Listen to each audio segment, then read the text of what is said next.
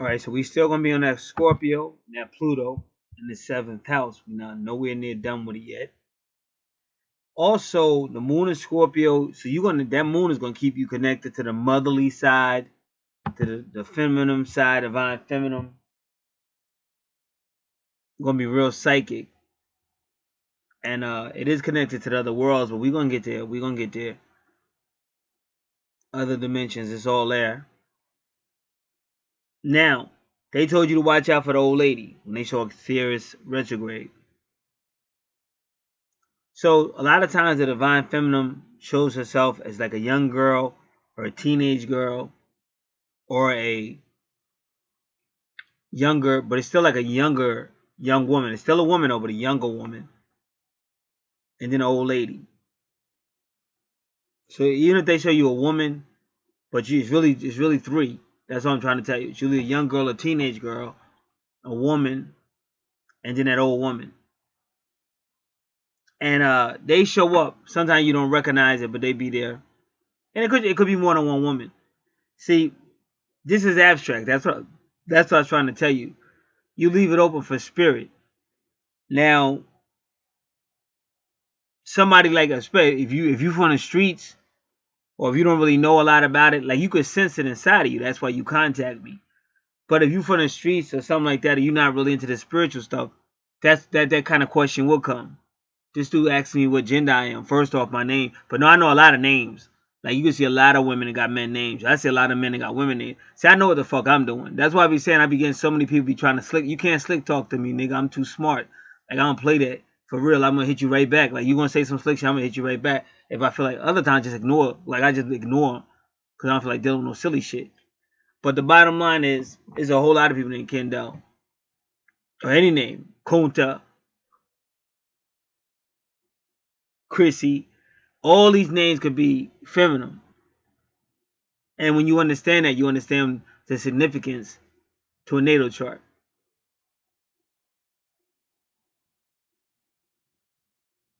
In the spirit realm. Because there's a reason for everything. Like, even your name was chosen. And you can't even play with it. Your name was chosen. So it's good to understand that. So if I say, what's your gender? Oh, let the angels tell you. But if somebody androgynous, like if they say, hey, I identify with both sexes, so I might do a whole chart. Then they're gonna be like, yo, man, but I just don't identify with my male side. I identify with my female side too.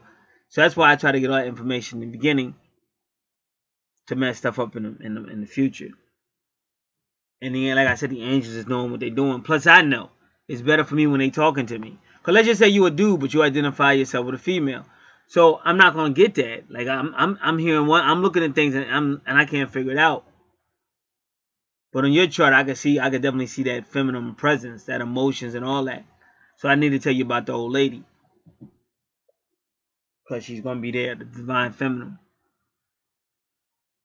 And that's why more and more people, when you stop letting the Western world, the Europeans tell you about your life and start going back to where you really came from, you'd be better off. Because you start learning powers that you didn't know you had. The kind of power that could stop a storm from taking you out. And they do that. And if you go back way, like if you was able to talk to your ancestors, great grandmother, they would tell you stuff like that. Like when you study somebody like Bobby Hemmett, he'll tell you stuff like that. Put this out in front of your house and all that. I got a friend that did that. We went to the same church, but the pastor said call it a temple. She said the people of the church. So I'm gonna say we went to the same temple. That was the name of the building we was in, Deliverance Temple. And Sandy came. He said he went outside before Sandy came and was doing all this praying and putting stuff down, and his neighbors was laughing at him. But this is what we used to do before these Europeans destroyed everything. So when Sandy came and left, his yard was perfect. Only thing he had was a couple of branches fell and a couple of his plants fell over. But his neighbors was fucked up. Because they was down by the beach and shit. His neighbors was fucked up. But everybody was laughing at him. So that's how you do that.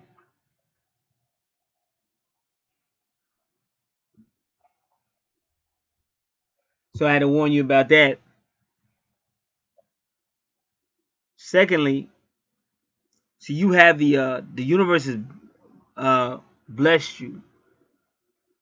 Like Jermaine Dupri, dudes like that, he made a lot of money, but he got the same stuff you got. He know how to talk.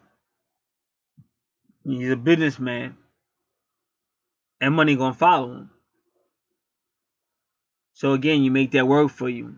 Even if it means take some business courses, you might have to move, whatever. But the universe is telling you got it, and then you definitely got the divine feminine on your side. And I'm assuming your partner, they got spiritual powers too. Because when you see Keras retrograde showed up when your partner showed up with healing, and that was in the 6th house ruled by Virgo. That's also feminine energy. That's why I said September 23rd going to definitely affect you one way or another. Even getting your chart right now. Everything happens for a reason.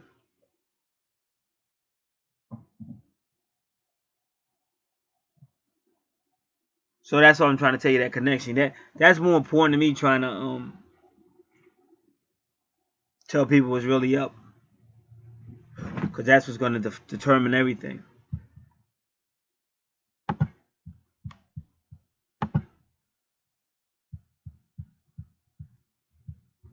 Alright, give me one second. I want to look at something.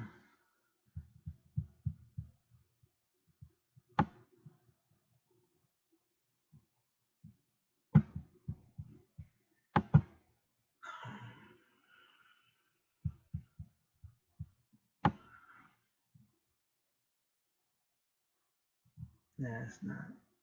Oh, that's why. So we know that's fake. That's wrong. I get up out of here. Leave page.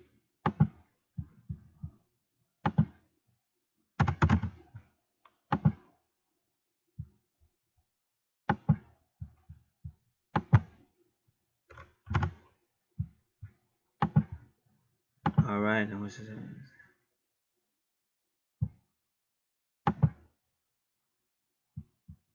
Alright.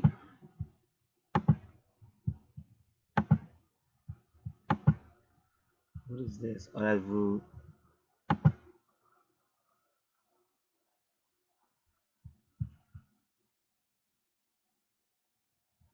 Get out of here.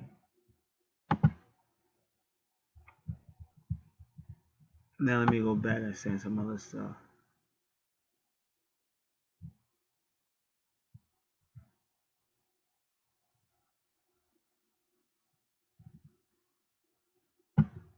And they talk about the Scorpio moon.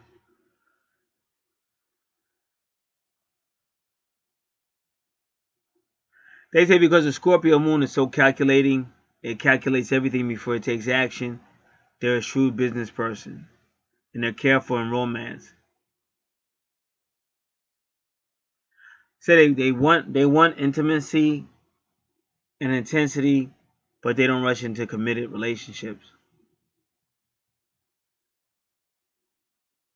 So they may have casual fun, but when it comes to commitment, it takes them a while because they contemplate it.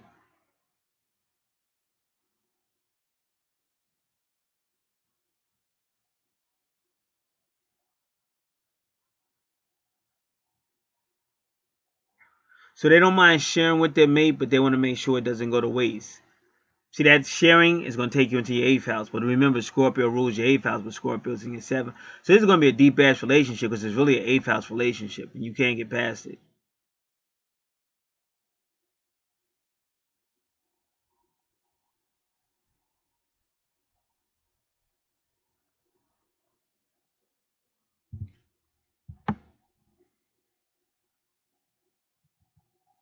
If a Scorpio moon lets you into your world, it's only because they trust you.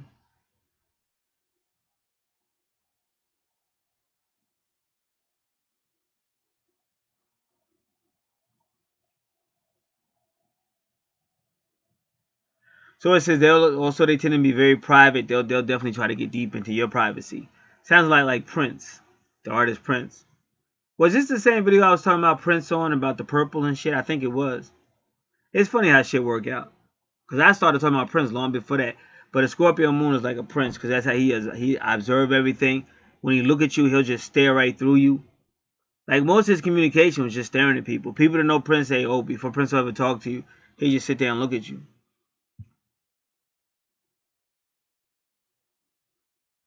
If they fall in love with you, they want to know everything they can about you.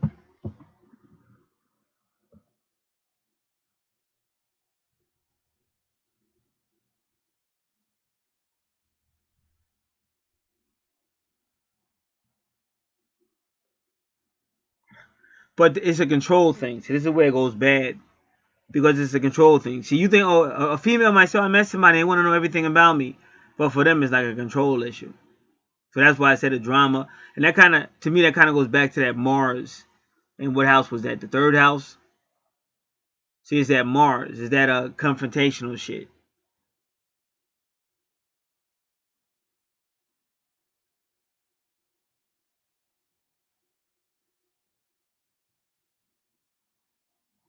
So the Scorpio tries to maintain control even if they're not plotting to do so. It's just going to be in their nature. So they can't help it.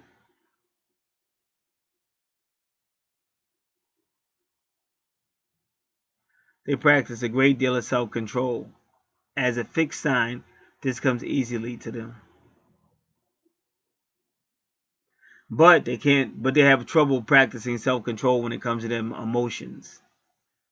So that's like if you're a boxer, how your opponent would beat you, he would just make you mad and shit. And then you start acting stupid because you get emotional and he fuck you up and shit. Like if you, give me 1 second. So he got a lot of strong points because of the Scorpio moon, but he got a lot of weaknesses. Because if they can just get you into your emotions, they're going to win. But what people don't understand metaphysically, you want that woman, you want that emotion, because that's what you're dealing with. That's what I'm trying to teach you about the feminine energies. Because she's the power, though. The woman is, everything comes from a woman. But it's just that when they see a man act like that, it's all over. Say, wow, this dude, he's way too emotional.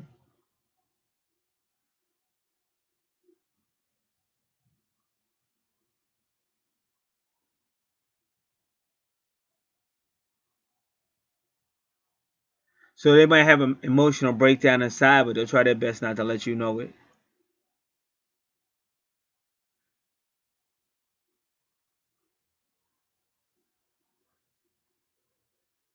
So they never forget, though. So if you got a situation with somebody and they really got inside of your head and your emotions, they may never see it, but inside you steaming. Like you want to throw shit, you want to yell and scream. You might not show it, but it's inside. And they said you never forget. You never forgetting shit.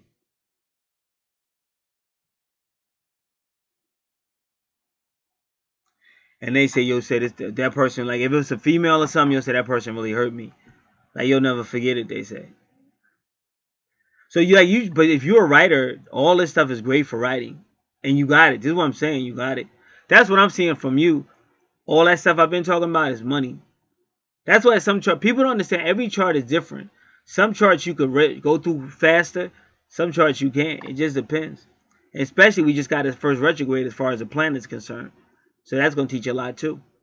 But I know you can't. The 7th and 8th house, you got to be real careful. Especially the 7th, but maybe the 8th house too. And once we get past that, then we'll start moving on.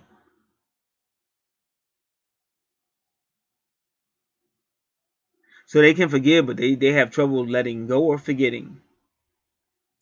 Their controlling nature makes them stubborn, going back to your ascendant, which is Taurus. And then your 2nd house is connected to your 8th house, which is ruled by Scorpio. So they really, but like, here's the deal, and I'm going to keep it 100. At the end of the day, it's up to you to want to change or deal with it. Not necessarily change, but deal with it. See, I don't play like I dealt with somebody. They had a lot of Scorpio, a lot of fucked up shit, a lot of retrogrades. And this person was always a problem. But I forget because, man, you got to understand me. I just do what God say. And at the end of the day, the door gonna open, the door gonna close. You understand? Like niggas act like the door open because they walk through it and everything's supposed to stop. And that's why I be like, fuck you, nigga. Like, I don't give a fuck. You understand? Like, nigga, you not moving nothing over here. I'm helping you. But I'm saying that for a reason. Because you meet people to think, oh, my shit fucked up. Therefore, I'm gonna put your fucked up shit my way. I'm not gonna know you not, nigga. I got a whole fucking crazy ass family. Decades of dealing with crazy ass niggas. What the fuck you think you gonna do? Now that's that East Coast shit, but I never been scared. Like I always went where I wanted to. I got along with everybody because I'm not really scared. I'm a real dude. But the point I'm trying to make, in a way that people can understand what the heck I'm trying to say, is people get, like I dealt with somebody, a lot of retrogrades and a lot of Scorpio and a lot of crazy shit. Now I had forgot this person. They had been a pain in my ass the last time they contacted me. So they contact me again. Now it's obviously that this person ain't trying to read their chart or nothing. They just looking for argument. Because nowhere in the world you gonna get a 4-hour chart. And plus they was writing me even before that. They kept sending me those dumbass shit. And I just kept ignoring it because I be trying to be professional. But I'm not stupid. It come a time when somebody gotta, you know, be whatever, put it in place. So it's a 4-hour chart. It ain't even 20 minutes and you write me again. So now this is the 4th or 5th time they wrote me since they contacted me. And I'm starting to realize it's that same person I had beef with before. So then they said some other crazy stuff. Then they accused me of doing some stuff that I didn't do. So this is all in their mind. This is somebody just from the area. They thought they was a badass. And they probably used to bullying people around. I hate bullies. I'm not scared of no bullies.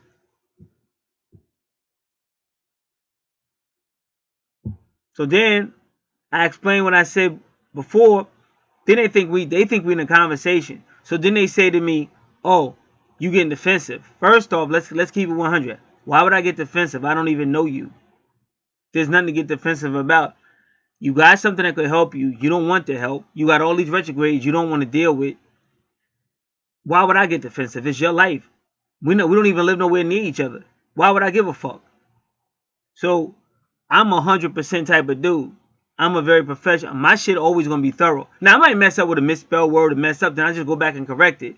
But I'm not on this all dysfunctional bullshit. Cause you lose money being stupid. Like just like if you getting money and then you get stupid and maybe order somebody get killed and then that shit come back to you.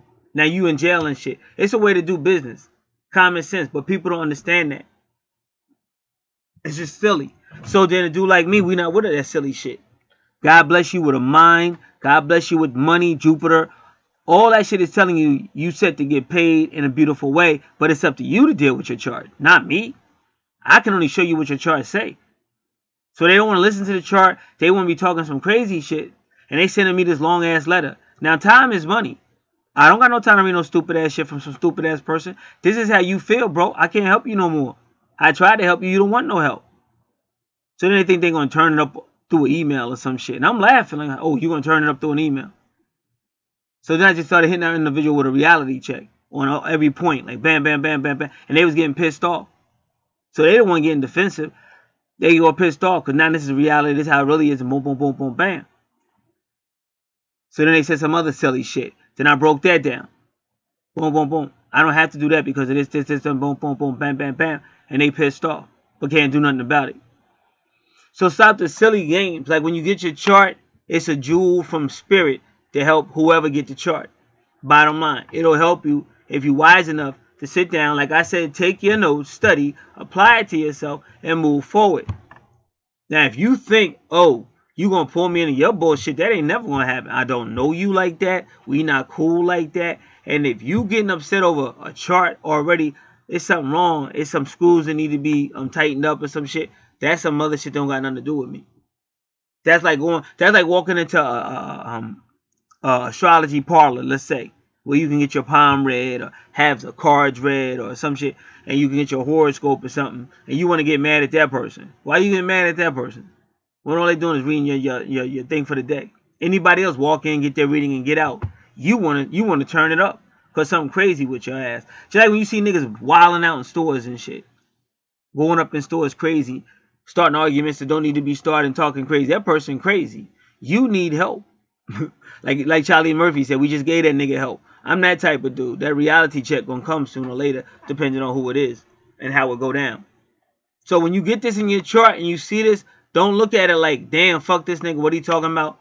Look at it like, that's what the chart said. I'm only telling you what the chart said, and you can work on yourself and get better. Because I see money, I see a whole lot of stuff, creativity, I see a whole lot of stuff in the chart.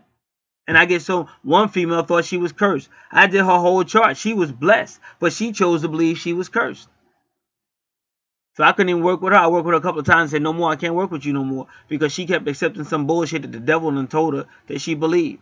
That old spookism bullshit.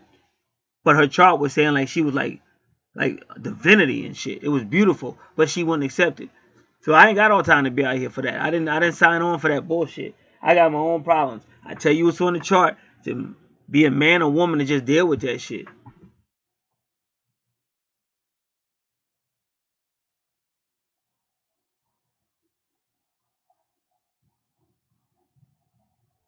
So now it says that yep, this is just what they said.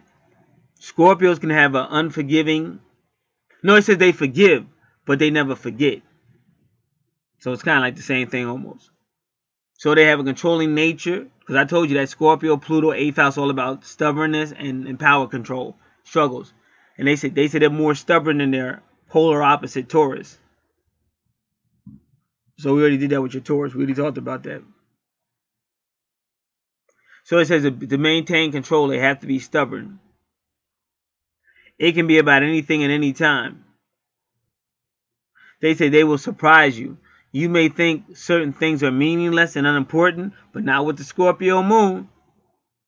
They're going to hold on to their desire, feeling a point view like it's the last lifeboat on a sinking ship. Damn. For those in relationships with Scorpio moons, great care should be taken to be honest with them if you want the friendship to continue. Yeah, you ain't going to win, because this dude already studying you. He already studying you, and if you just mess up a little bit, that's all he going to focus on. So, real talk, man to man, you have to study more, especially when you're dealing with a female. See, if you a man and you try to like... See, I used to be like... When I came here, when I got born on this planet, I was a different dude. And I really was like... I was that nigga. For real. Like, I was way before Snoop Dogg and I was that nigga. Ain't no fun if my homies can't get none. I was really that dude. And I really was doing it. And then as I started to grow up, something said to me, if you don't change your ways, you're going to repeat this life again. I said, man, I ain't never coming back to this planet. And then, so I stopped changing. So I overcompensated. Then I became Mr. Nice Guy. And then the people was just, like females and shit was just taking it for granted. But I didn't want to go back. I didn't mind that because I'm like a Leo. I'm really a Leo, my sun sign. So I'm more about loyalty. So if a person can't respect me as a friend, they don't need my friendship. So I feel like when you let a person like me out of your life, you just made a big ass mistake because I'm a loyal dude. But it is what it is. Just things I learned on this planet. But one thing I never wanted to do, once I learned the knowledge that I got, I never wanted to bully nobody or control nothing. So I'm different. I just see things differently because there was days when I was running up and just taking control of everything. And that's real. That's just being a Leo. Being like a Leo, he ain't scared of you. A Leo is bold. A Leo don't give a fuck. That's the warrior. Even they say the Lion of Judah. He's not scared. He'll run up in there. And then the Capricorn is a businessman, so he's the strategic dude. Even when you take Saturn, you can almost spell strategy with Saturn. So Saturn know how to plan shit. So I was always good with shit like that. So I could easily take over if I wanted to, but I didn't want to. You understand? Because like you got real talk. Cats ain't gonna get what I'm saying. Maybe this dude will. You got Peter Parker and you got Spider-Man. You got Clark Kent and you got Superman. But it's the same motherfucker. But sometimes you let people see Superman and sometimes you don't. So that's how I was. I was cool, but I'm cool with that. They can say what anybody can say what they want. Like I'm that nigga that go, you heard this about me, you heard that about me, but I guarantee I got paid. Guarantee, and the motherfucker lie say, oh, we owe him some money. That shit ain't happening, nigga. Like I was raised by real gangsters. We went back to 1970 shit. So that's my pedigree. Now people say, oh, we don't know why you. I'm talking about it because it's real. Y'all niggas want me to talk about love stories and shit that ain't real. Most of y'all gonna cheat on a motherfucker no matter who you get. If the universe gave you your identical twin, you would cheat on that nigga. For real. Because there's always some bullshit on this third dimensional planet. And everybody that's real know that. But there are some real people out here that are looking for some real knowledge. And I hate when I drop it and then you get some idiot coming back with some bullshit. But it is what it is. But I'm called here to bring the reality of the spirit, which is on my team. It's not on them other teams, which is why that stuff is fake.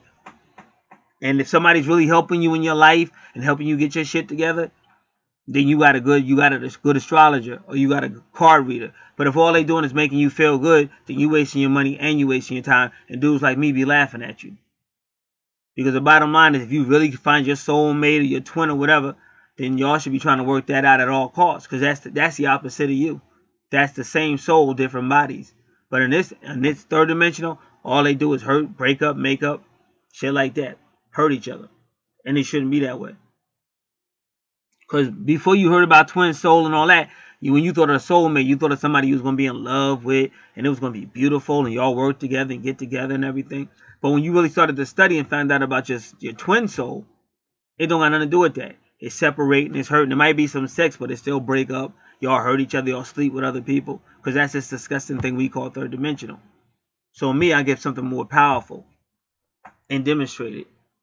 And for people that are listening and taking notes and shit, then I won't be so crazy. I know what the fuck I'm talking about. When your bills is paid and shit like that, and you moving forward, is way better. Because what good is going so far and then letting, say, your Scorpio energy get the best of you and fucking everything up?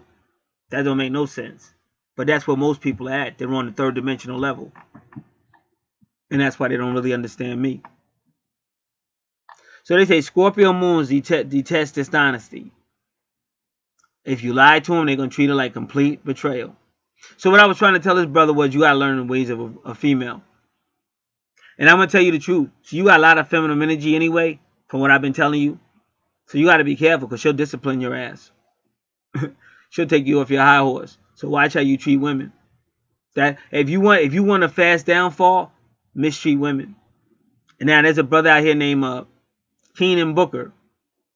They call him the guy 720. He know all about that feminine power and shit. That's why Tupac gave you songs like Dear Mama and Hail Mary. See, I knew that, but Keenan knew that. Because Keenan said the same shit. If you listen to Keenan, he say a lot of shit I say. But it's because we understand the metaphysics, how this world really runs, and the power of the female. Don't underestimate it. Because you'll actually overthrow yourself. Because that's kind of like playing a mind game. So you want to get away from that. See, I grew out of that. I don't do that shit no more. I treat people equally, and if you play a certain way, it is what it is. I don't have to lessen myself to relate to nobody in third dimensional, because I'm not in third dimensional no more. And like a female she got to step her game up if she gonna fuck with me, because I'm not going down that little shit they on, this little petty ass planet and shit, because you get caught up in power struggles, and that's how you have your downfall. Because you get caught up with that arguing with some broad, or you get caught up in your emotions, and then you have a downfall. Like I said, the cop stopped a dude. All he had to do was sit through the process. Whatever would have happened, he would have made it through. But he got to turn it up, yelling and talking and being disrespectful. I'm sick of y'all stopping me and all that. And they just shoot his ass. They don't give a fuck about his life. And he should already knew that. That's the worst mistake you can make. You think you're going to turn up with some police officers when they stop you. That's stupid. They don't give a fuck about you. They got guns. You would think that after the Rodney King video that niggas would know. But niggas still running their mouth. It don't have nothing to do with fear. Niggas, you're not no coward. It's strategy, nigga. Your ass is stopped. Shut the fuck up. They tell you that. You got a right to remain silent. Anything you said, we're going to use against your ass. So don't say shit. They ask a question, answer, keep it moving. Do the same thing anybody else do if they get stopped. They take you in, they take you in. Make that phone call, get the fuck out. All that talking shit. You got to be stupid to be running your mouth about some niggas that don't give a fuck about you and they all got guns. That's, again, when you let your emotions get the best of you.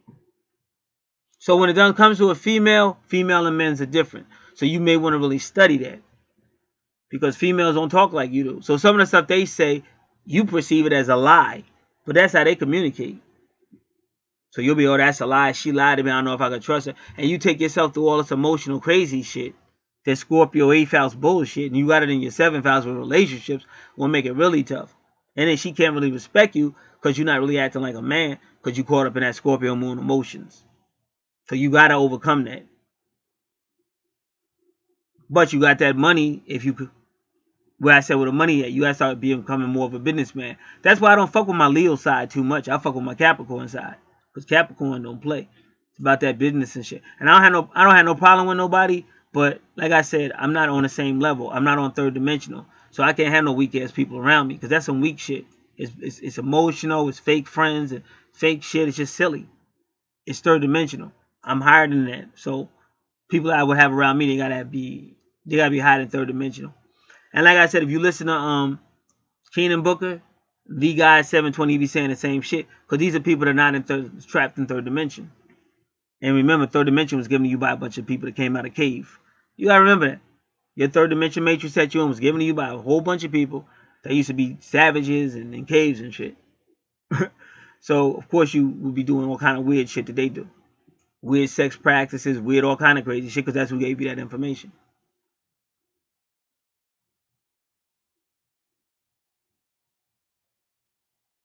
So they say if a person comes to a Scorpio moon and they don't lie, they just tell the truth, it would be better off. They say because Scorpio moon could be very compassionate, but once you lie, they're not gonna get past it. So this could be kind of like a terrifying person to be in a relationship with, especially if you're a female and that's the Scorpio moon is the man.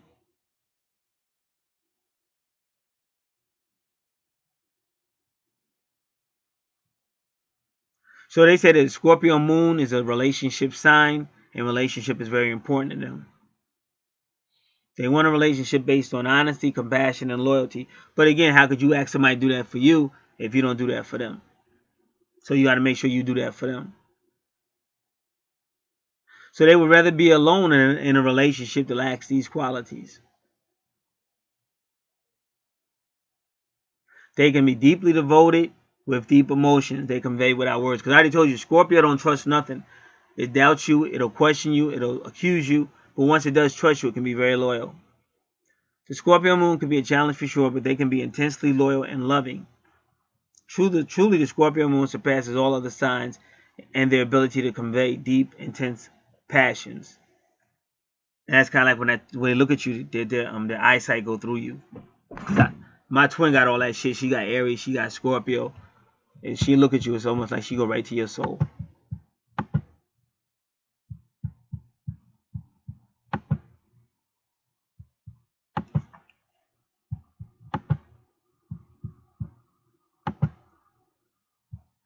I'm still not done. I'm still looking at a few more things. You just gotta give me some time. Because after I do all that, I just want to sum it up. They say Scorpio moons, the dude from Aerosmith, the lead singer, what is that? Steve Perry, maybe. Mariah Carey, Will Smith. I think that's Lady Gaga. And the person who wrote this article is called Cynthia L. Moon. Now, anybody knows my situation with twin, that's my twin's name, Rose, but also that Cindy had a big part. But Cindy represents sin or the moon. And she had a connection to Rose as well.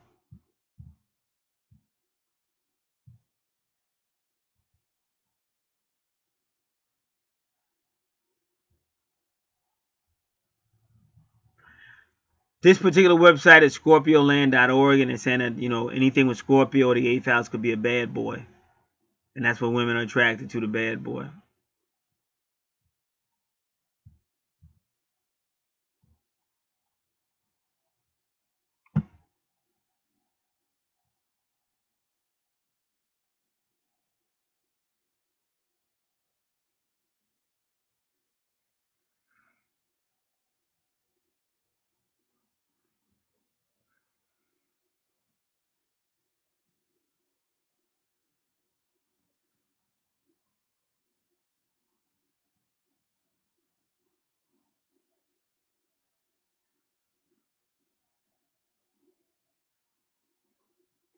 They're kind of saying that a sun sign, Scorpio sun, you will be able to see their emotions more externally. But a Scorpio moon, they kind of hide their emotions. They feel it, but you might not know what they're doing.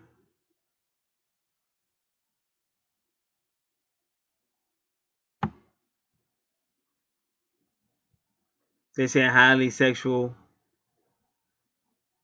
So when they said Steve Tyler, maybe that's who it was. Because I might have said Joe Perry, but it's Steve Tyler for Aerosmith.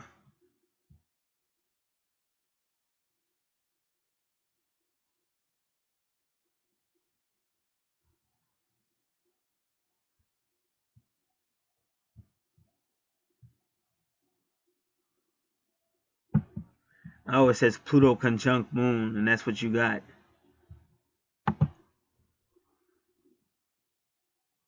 Yep. But remember, your Pluto is retrograde, so we got to deal with that too.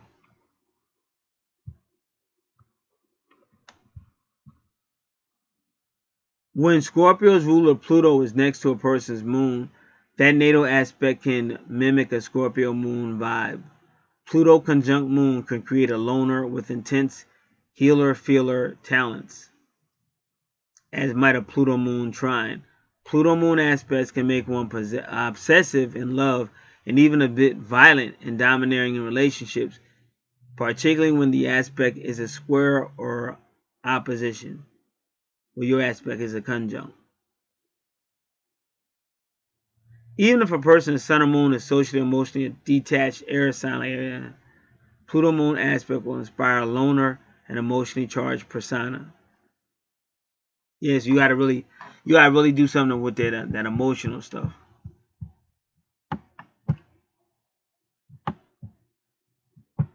But see, it don't stop there, bro. We didn't even get started.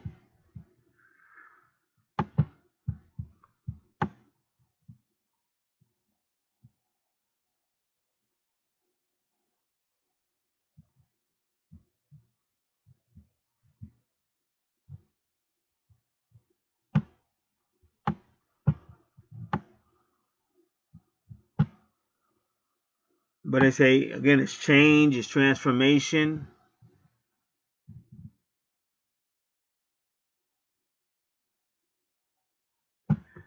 The moon in Scorpio brings highly developed intuitive and psychic gifts. You may find yourself drawn to explore the mysteries of life, wanting to know more about magic, alchemy, and anything occultic. Or you may just have very strong instinct and get information about matters hidden from others in a very subtle way.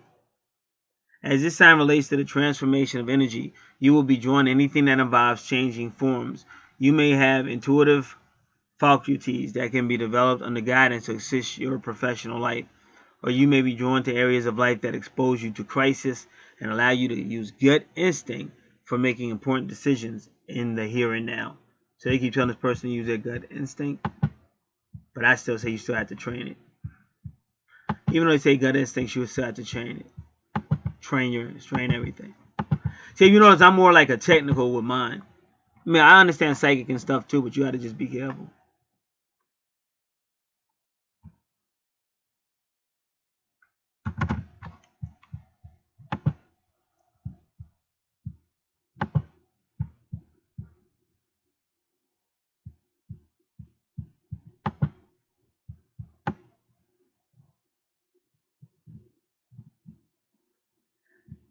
Moon and Scorpio people are intimate with the shadowlands of the psyche.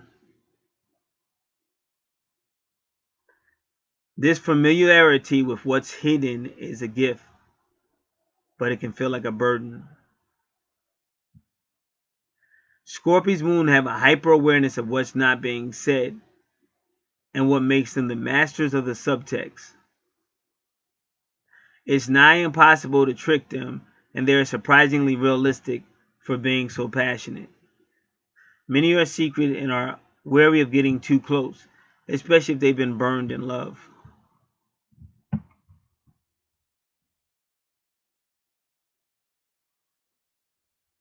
It is often said that Scorpio moons go through epic ordeals in love that become a matter of life and death. So she said her brother is a Scorpio moon. A woman betrayed the brother that shattered his life and took him to the brink of madness and back. Well, that's why I say, that's why we try to teach you all about spirituality. Because that's what's going to happen. If you don't really know spirituality, you're going to love the creation more than the creator. And that's how you end up killing somebody or going crazy. Or you mad at your girl, the cops show up and you're all emotional, they shoot your ass. You got to have something. Like there's a scripture to say, do not love the world and the things in the world, because it's from the devil and shit like that. That should be real. Like, I lived all this shit. That's why I said it'd be making me laugh when people just try to, everybody you go to is going to have something that you wish they didn't have. That's life. But that's stupid to lose all that information. I'd be kicking off some silly shit. Ain't nobody putting it down like me. That's bullshit. Ain't nobody keeping it 100. Ain't nobody else precise. Ain't nobody is real. That's just telling the truth. But cats get mad because they'd rather I sit and talk that punk shit. And you know what's real? When I first came out, I had another channel. And totally on some other stuff. And when I first came out, I was talking like with proper English and shit. And then God told me, God said, don't talk like that. God said, I didn't raise you up to talk like that. So He told me how I really came up. So He said, talk like that, how you really came up. Don't use that proper English shit. And then at the same time, my younger sister was on the phone, and she started calling me by the name that everybody knew me by, which is Get. I had forgot about all that shit because that was years later. And then at the same time that she started calling me Get, it was a dude in New Jersey that had found my channel. So when I would say something, he would know exactly what I was talking about because he's from Jersey too. So these were all the ways God was showing me where he wanted me to be. So I just do what God tell me to. If somebody's really looking for the truth, they ain't got no problem with me because I'm thorough. I'm too good at what I do. But you have people that want you to water that shit down, and that's the problem. Because you let a bunch of devils. Devils took over what's original and real, and they changed it. Just like they do with hip-hop music and everything else. And they start watering everything now. And then you got all these people that they think they down with the spirit, and they not. And that's why when they get tested, you understand? Most of these people are selfish. They would never give something. They worry about what they can get back. Or if they do give something, they're giving it for the wrong reason. They're not really giving it from the heart. They just giving it like a quota or some shit. So they're not letting spirit in. They just want to use spirit to get a family and get a boyfriend or girlfriend or get a job. And then they don't give a fuck about spirit. But spirit is there for all the time. That's why I said you always going to have them three feminine energies around you one way or another. One is a young girl or a teenager. Second is that other woman. And then the third one is the old lady. And then in your sixth house, which Kyrus retrograde, they said watch out for the old woman. So that's a fact. So the more you learn that, the better off you'll be.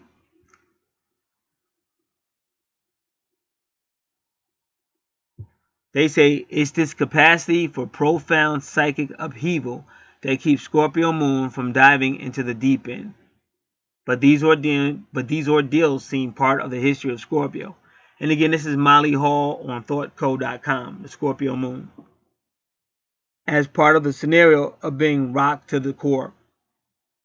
Scorpio is Pluto ruled and deals with risk, regeneration, and cracking open what's repressed or buried.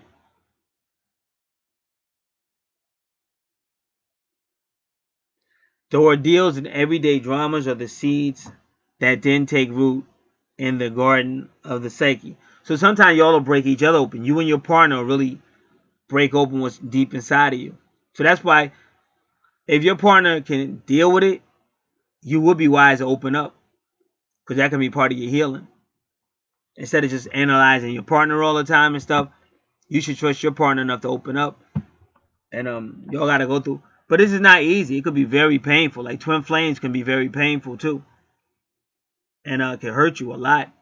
But if you go through the process, it could actually be beneficial.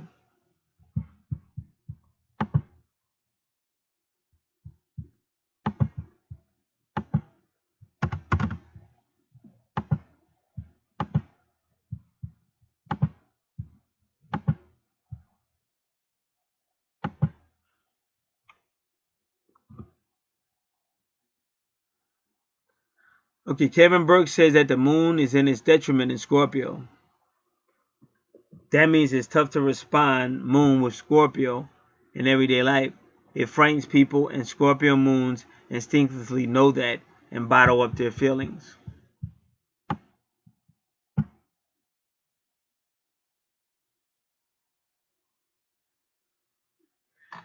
If a Scorpio moon does not express their emotional feelings, the emotional blocks will manifest in their physical bodies and they will get physically ill. Most frequently in the form of stomach discomfort because it's the moon rules the stomach.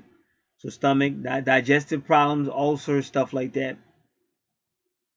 The Scorpio moon needs full, whole soul engagement in life, but might only find this in passionate, dramatic love affairs.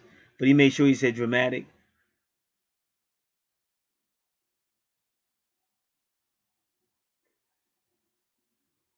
But the challenge is that they must also be able to find it in other areas of their life too. This is a water moon making you ultra sensitive to the moods around you. You digest all the vibes, good and bad. Scorpio moon are especially vulnerable, dark atmospheres, toxic, heavy, stagnant, spiritually degraded. Because we see that September 23rd, everybody talking about. I'm gonna try to find out a little information on that.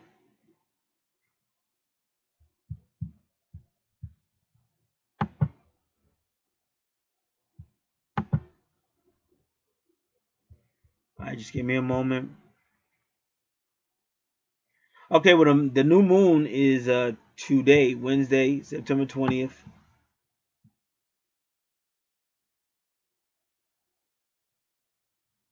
It already had at 1:29 a.m. That's when we went into the new moon. But it still has a lot to do with September 23rd. So it'll still basically almost still be a new moon. So what you want to do, well, you have an idea what's going on in your life, but you want to check out Moon and Scorpio for September 23rd if you want, or you could even do it now, or do it both days because you're already under the new moon. So that's your moon sign. So you can do it on Western website like horoscope.com or tarot.com or MichelleKnight.com. See, sometimes you gotta find a site that works best for you. I can't really tell you where to go because what might work for me don't work for you. But whenever you're dealing with your moon sign, you really want to use like a Hindu site, and you can get all that out on a search engine. I know Astrago.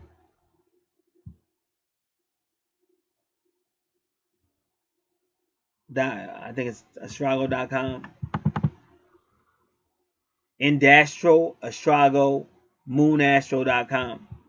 But again, say you tried it, it didn't work. Well, then try it on a Western website. Those sites I just named, I gave you 3. They're all India. They're Hindu.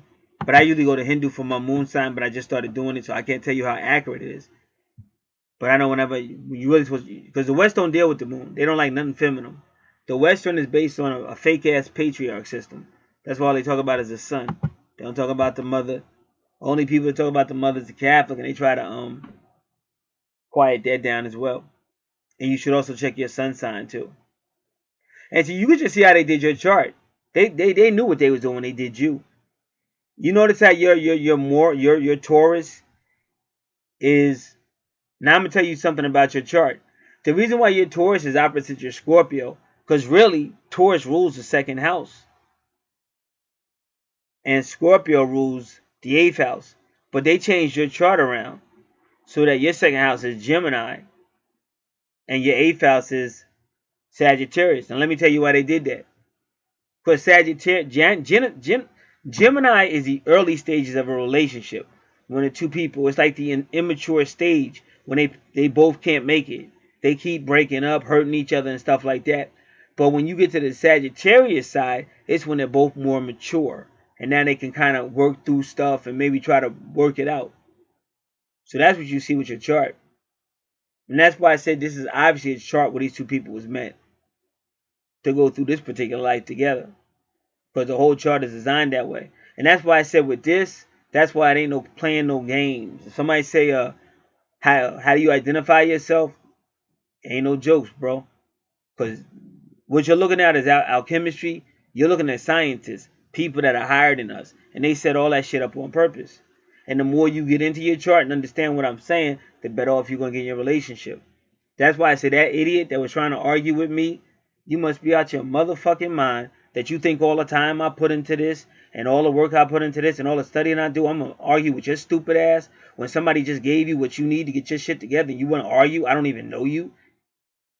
Like, I don't get down like that. I choke niggas out on real. I'll smack the shit out of somebody in front of me with some bullshit. I don't play games like this. This is life. I'm not out here for bubblegum astrology. This is real life. And it can benefit you if you know how to apply it. It can stop you from getting shot up by the police when they stop your ass. It can stop you from getting killed. You'll be able to have your children, put your children in your arms because you ain't locked up and all that shit. This is showing you how to get in control of areas that you wouldn't really know about. That, to me, that's your real life purpose. Your life purpose ain't to come here, be treated like a nigga, and get locked up. That's not your life purpose. That's the purpose your damn oppressor gave you. That's his purpose on your ass. That's why he don't want you talking about astrology, and that's why he don't want you meeting somebody like me, because I'm not scared of the bitch, and I'm gonna tell you what's really up. That's your life purpose. Learn what's on your natal chart, and then try to apply it, and go to wherever you need to go to get the help you need. That's your life purpose.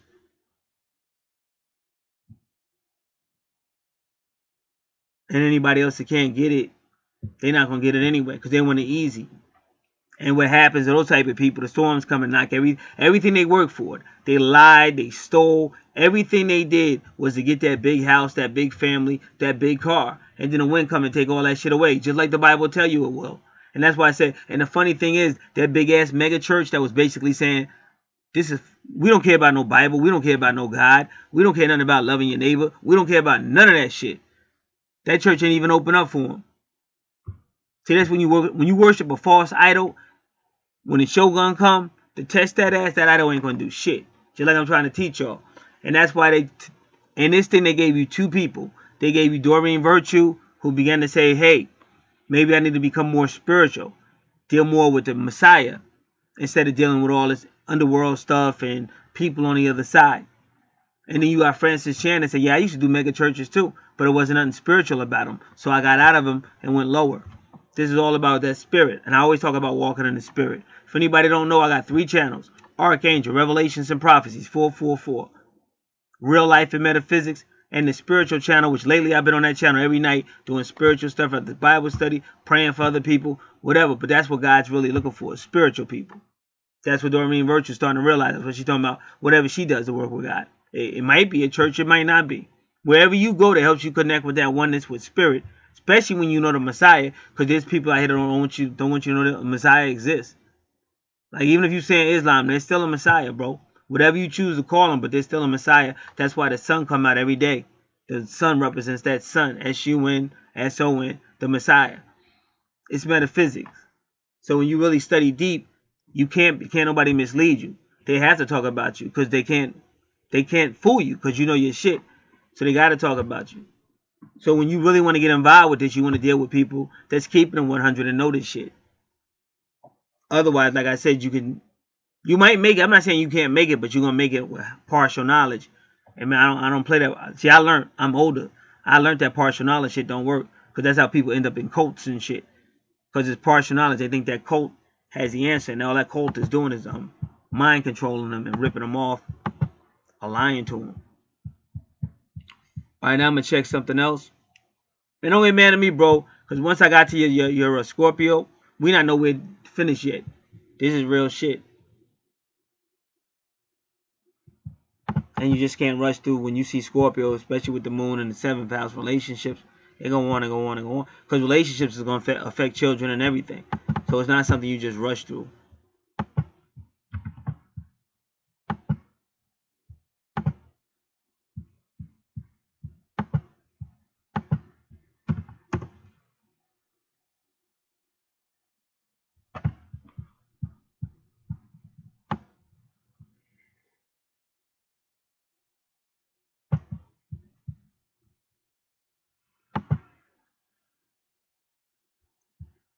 All right.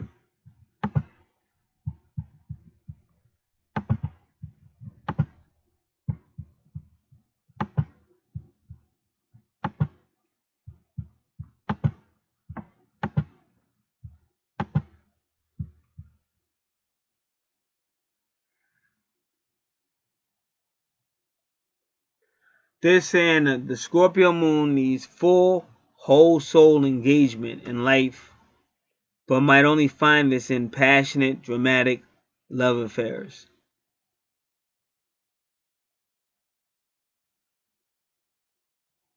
So it said that you're like an empath. EMPATH. You are able to pick up all the moods around you. You digest all the vibes, good and bad. So your moon, the Scorpio moons are especially vulnerable at dark atmospheres, toxic, heavy, stagnant, spiritually degraded. Says you need to purge ill feelings on a periodical basis. Over time, you learn to trust your strong instinct about situations and people.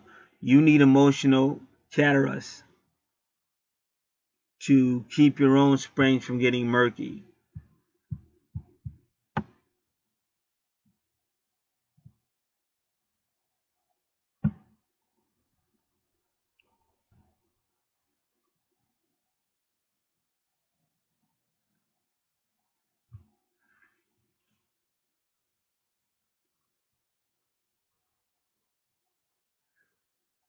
So they say the worst thing you can do is repress your feelings because they're too powerful to contain. And if you're not careful, see, that's what I'm talking about. The devil can have a field day. Just negative energy, because he's going to definitely play on that. And people don't realize that. Like, if you see yourself arguing or always in, because I used to work with this dude. That's how he was. He would always accuse you of something you didn't do. And he would get up in your face and shit. And he would be, I didn't do that and shit. And you would tell him what happened. And then he would apologize. But he was always doing that to everybody. See, that's what we're talking about. So this is definitely something you would definitely pay attention to. But like I said, it's deeper than that. You know what I'm saying? It's not just that. It's going to go deep. We're going to get into the supernatural. So that's why you got to take it seriously.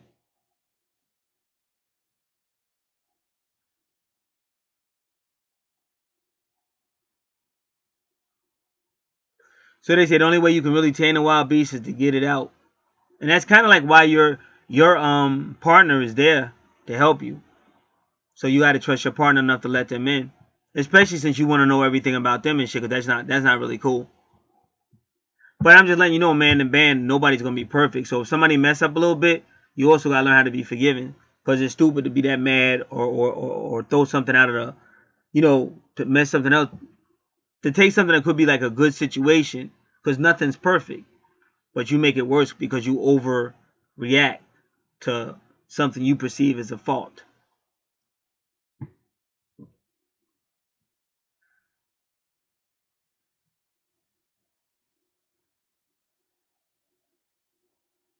So they're saying that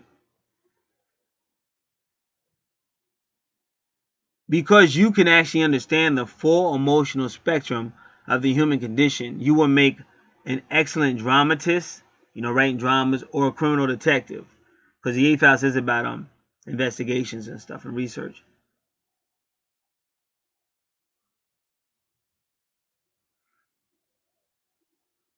And you'll be like a really good psychologist.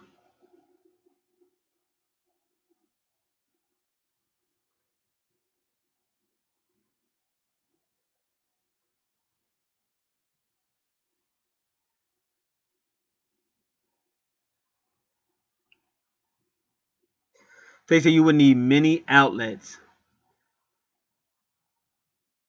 It says it could take years to win the trust of the Scorpio moon. And even then there may be a fortress of defenses.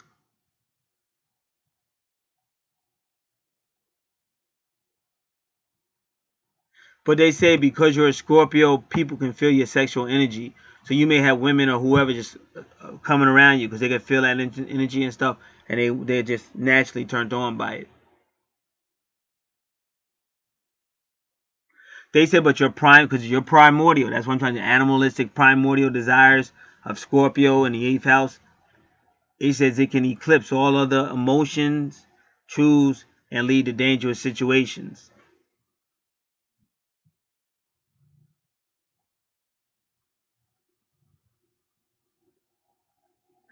So that's why I say sometimes you just have to be honest with your partner and let them, let them know why or whatever. But long time ago, I seen this movie, and this man was married, but he was somewhere, and this female did everything to turn him on. She went off, but he was faithful though. But he came home, and he got in bed with his wife, and she was sweating and everything. And she knew what was up, and she ain't asked no questions. She just started servicing him and shit. And that's some real shit. Like, if you got a relationship like that, that's some good ass shit. Because a typical broad would have been like, what happened? Where were you? What were you doing? Nagging him. Like, right now, man, he don't need you to nag. He needs you to go ahead and get that work in and shit. But that's what she did. Like, she just seen something, but she knew that he had been faithful. Like, she just knew. She woke up and he was sweating and shit in the bed, and she knew he was all frustrated and shit. She just went in. So that's how it should be. See, when you got a partner like that, that's when shit work. But when you got somebody nagging you all the time and coming with all that bullshit, that's when you be like, oh, that's how I stay single and shit. I don't need that shit in my life. But a partner can't understand you if you don't talk. That's not her fault. That's your fault.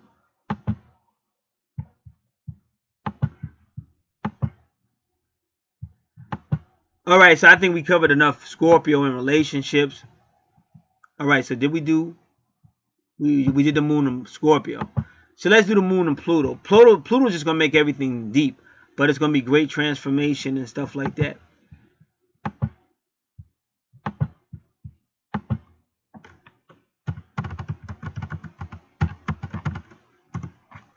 Like I said, what people gotta realize, if I go real deep, it's for a reason. I know I'm spirit, and I know I'm speaking for the spirit. It's my job to do so. Sometimes people can't get that, and that's why I have to give these people a reality check. That's why I was raised up for this. Like when the 13th son was out here, this nigga was a gangster. He had criminal records and everything, but there's a reason for everything. God builds you up for a reason. King David was a thug. King David was a gangster. People don't understand that. But when you're dealing with people all the time, they got issues. And if you're not, they try to like if you raise Doberman pinchers and shit, they might try to bite you and shit. You gotta let these people know, oh no, you got that shit twisted. Because this is to help you, nigga. This ain't about you trying to direct anything my way, because my shit is straight. I went through these channels already. I'm working on me. I can admit I'm fucked up, but I'm working on me. But that person got to get to the point where they realize, damn, I got shit to work on. That's called maturity. Because all that other shit, you're not impressing me with it. I could care less. So God builds you up, and you get to a certain point in life. Now you try to help people, but it's up to them to take their chart and do that homework and whatever else. That don't got nothing to do with you at that point.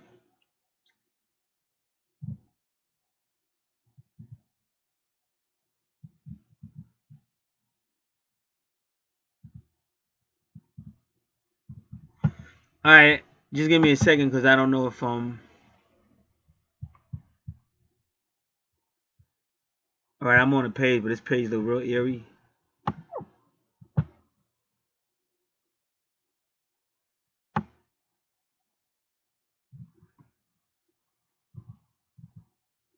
Nah, it's an eerie.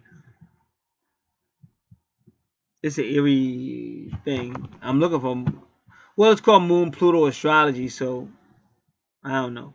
It's not like a typical thing. You could go there if you want to. MoonPlutoAstrology.com. When you get there, it's some strange shit.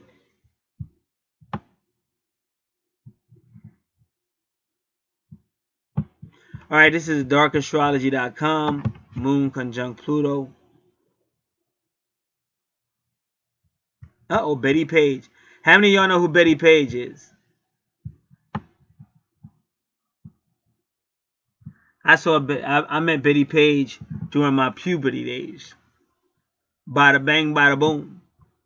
Alright, well, they got Betty Page on this page.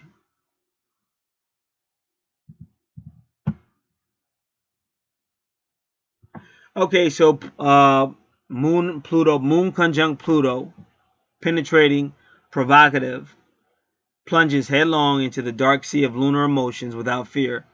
They want nothing less than dramatic and intense sexual relationships that profoundly transform their souls. The closer they brush with death and trauma, the more alive they feel. Moon conjunct Pluto may get obsessively involved with a project or person, but then suddenly swoop off alone to process the commotion they have created. And that's it. That's how they say how Prince was. Because when Prince first came out, Rick James was bullying him a whole lot. Because they thought Prince was weak. Because Prince wouldn't talk. He was real quiet. Like we learning about this whole thing. So they thought he was weak. So what Prince did to get things started was he imitated Rick James on stage. A lot of y'all might not notice, but in that movie Purple Rain, the character that Morris Day played, that was Prince created that character as a joke about Rick James being so egotistical. And also the guy that owned the restaurant or that bar, that nightclub, that was telling Prince, don't nobody want to hear that shit. That was Rick James. Rick James used to say shit like that to Prince. Don't nobody want to hear that shit you got. These people want real music. Rick James music. They don't want to hear your shit. That old shit you playing. Come here, look like some girl. Nobody want to see that shit. And Rick James used to say that shit to Prince. So when you see Morris Day saying that shit, your long hair bad. Rick James really said that shit to Prince. When he was coming up, he was new. And they called him the kid. Rick James called Prince the kid. Like, you ain't never going to be famous. Don't nobody want to hear that shit. So Prince kept it all inside. Like we learned in the night. But then he let it all out. He let it out in the movie Purple Rain. And then he would let it out on stage. So one time he came out on stage imitating everything Rick James did. And that was Prince's way of saying, not only can I imitate that whack shit you doing, but I'm way more intelligent than you, way more creative. So that's how Prince felt about himself, because he had a big ass ego too. He just didn't talk about it. So Rick James band and Prince's band got into it, to the record companies, because at that time Rick James was on Motown and Prince was on Warner Brothers. So the record companies had to come together and had to get them to the meet and shit. So what I'm trying to tell you is, where they thought Prince was weak, he wasn't weak. He was just quiet, but he's very smart, very calculating, very manipulative. And while everybody else was, oh no, we don't want the concert to end, everybody else was scared about losing their job and scared that the concert was going to end and Rick James was going to kick Prince off the tour and stuff. Prince liked it, because he felt like now they're going to start recognizing me. And he felt like it was whatever, publicity his way, and he felt like this is good for me. That's how he saw this is good for my career. Because I went from being the guy everybody was laughing at to now I'm the guy everybody's talking about. And women are like that. That's what I'm trying to tell you. I'm trying to warn you about that woman, that Moon, Pluto, Scorpio, that's going to be with you. You can't get past her. And that's how Prince was. So that woman, she'll start hell. Anybody know a woman, she'll start hell. Because she's not looking at it the way you are. You're looking at it differently. She's looking at it totally different. She's looking at it like, oh no, you're going to respect me. You're going to respect my feeling. You're not just going to do whatever you want to do and shit like that. But a man might be seeing it a different way. But she'll end up winning. Because the man be like, oh, all right, calm down. We don't need the bad press. We don't need the bad press. Calm down. But she wins. And that's how Prince looked at it.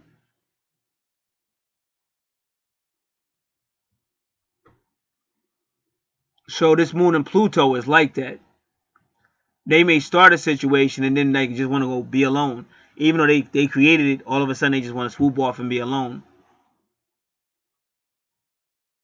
It says it's not that Moon conjunct Pluto intentionally goes out to create turmoil in other people's lives. It's just that they seem to attract and absorb the suppressed demons from everyone around them. So they go that energy shit again.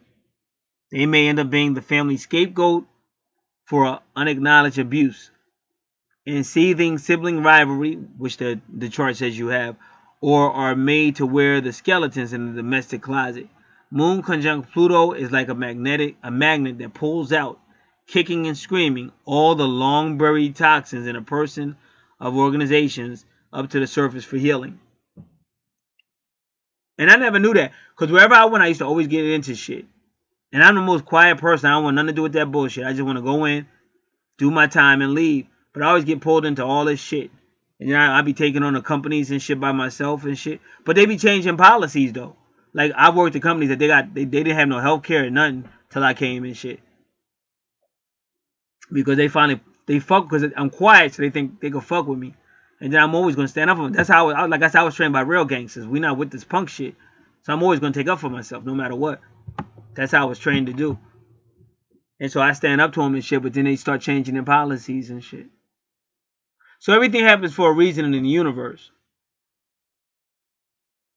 Now this says, see, this is what I was looking for. Moon conjunct Pluto may be obsessed with their mother, have an obsessive mother, or be obsessed with motherhood in general. They have a powerful urge to protect the innocent from abuse and abduction. We've already talked about that. This includes themselves if they feel they have been victimized, so they may be seen as incredibly defensive. Sometimes it's very primal protecting can go too far, and they are experienced as devouring or overbearing.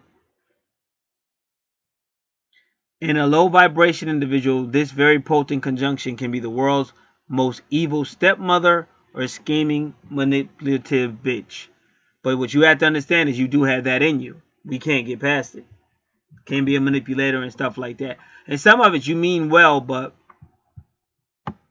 it's that immaturity to just want your way to be the way. Like your way has to be the way, but you can't be that way when you're dealing with other people. At its very best, Moon conjunct Pluto can be a psychic warrior who fearlessly dives into the murkiest waters of the most septic soul. Once deep inside, they courageously blast their chosen victim soul with the tough love torch of Plutonian transformation. Because see, Pluto teaches you lessons, but so does Saturn, especially. Both of them are known for teaching lessons. And yours is Pluto retrograde, so we still got to do that. Moon conjunct Pluto makes a great depth psychologist or exorcist. See, if you were taking your notes, because they've been giving you plenty of positions. That's why I said that you just listening, you're missing it. That's why somebody will just listen and they say, "Oh, he didn't. It didn't seem as thorough as it could have been." Yeah, it was thorough. You just, if you listen to anybody talking, especially for a long period of time, you're gonna blank out. You're not gonna remember. So it's not that I didn't cover it. It's not that you're not taking notes. When I say you, it's anybody. And a sexually secure person, Moon conjunct Pluto is an expert at removing the taboos in sex. They will know intuitively what sexual practices, no matter how kinky, can work or heal any inhibitions or sexual dysfunctions in their lover. They can make great sex therapists too, with beneficial aspects from Chiron or Mars. So we already covered your Chiron, and that's that lady. No, that was Curious. Chiron is back there. Let's look at your Chiron again. Yep, but your Chiron is right there with Mars. So a lot of times that 6-9, your family, that could be your family you were born into, but it could also be your family, meaning your girlfriend, your fiance, your wife. But they say Chiron on Mars for healing, and there you have it right there, Chiron and Mars. This is why I love doing what I do, because it's so much in sync.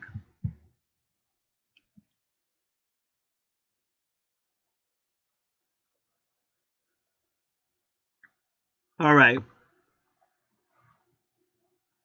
So that womanly side will always be with you, which is not always a bad thing, but then you just got to get control.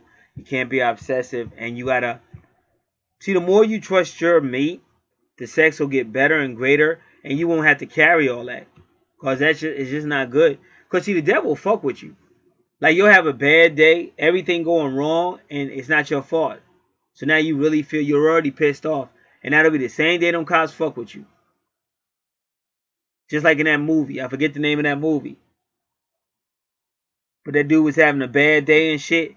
And then that's when them cops stopped him and he was going off.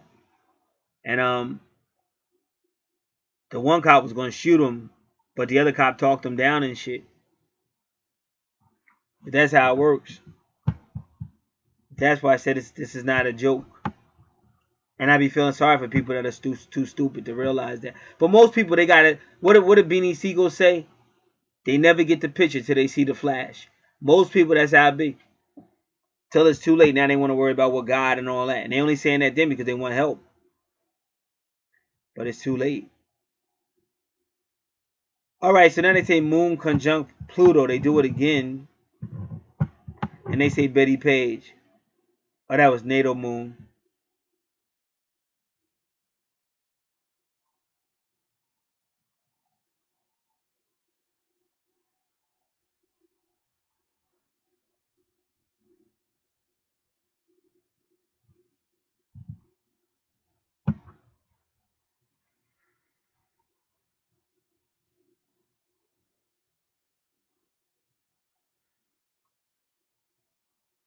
Oh, I never knew this because they talking about Betty Page. Betty Page claims that her father molested her as a teenager and she lived in an orphanage for a year. A traumatic family life left her scarred, so in her later life, despite finding Christianity, she was known to have fierce mood swings and manic depression. Betty's volatile mental state was such that she spent many years in a sanatorium. See, I never knew that.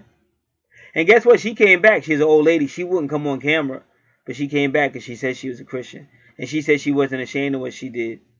But she said that's a different part of her life. She's, of course, moved on.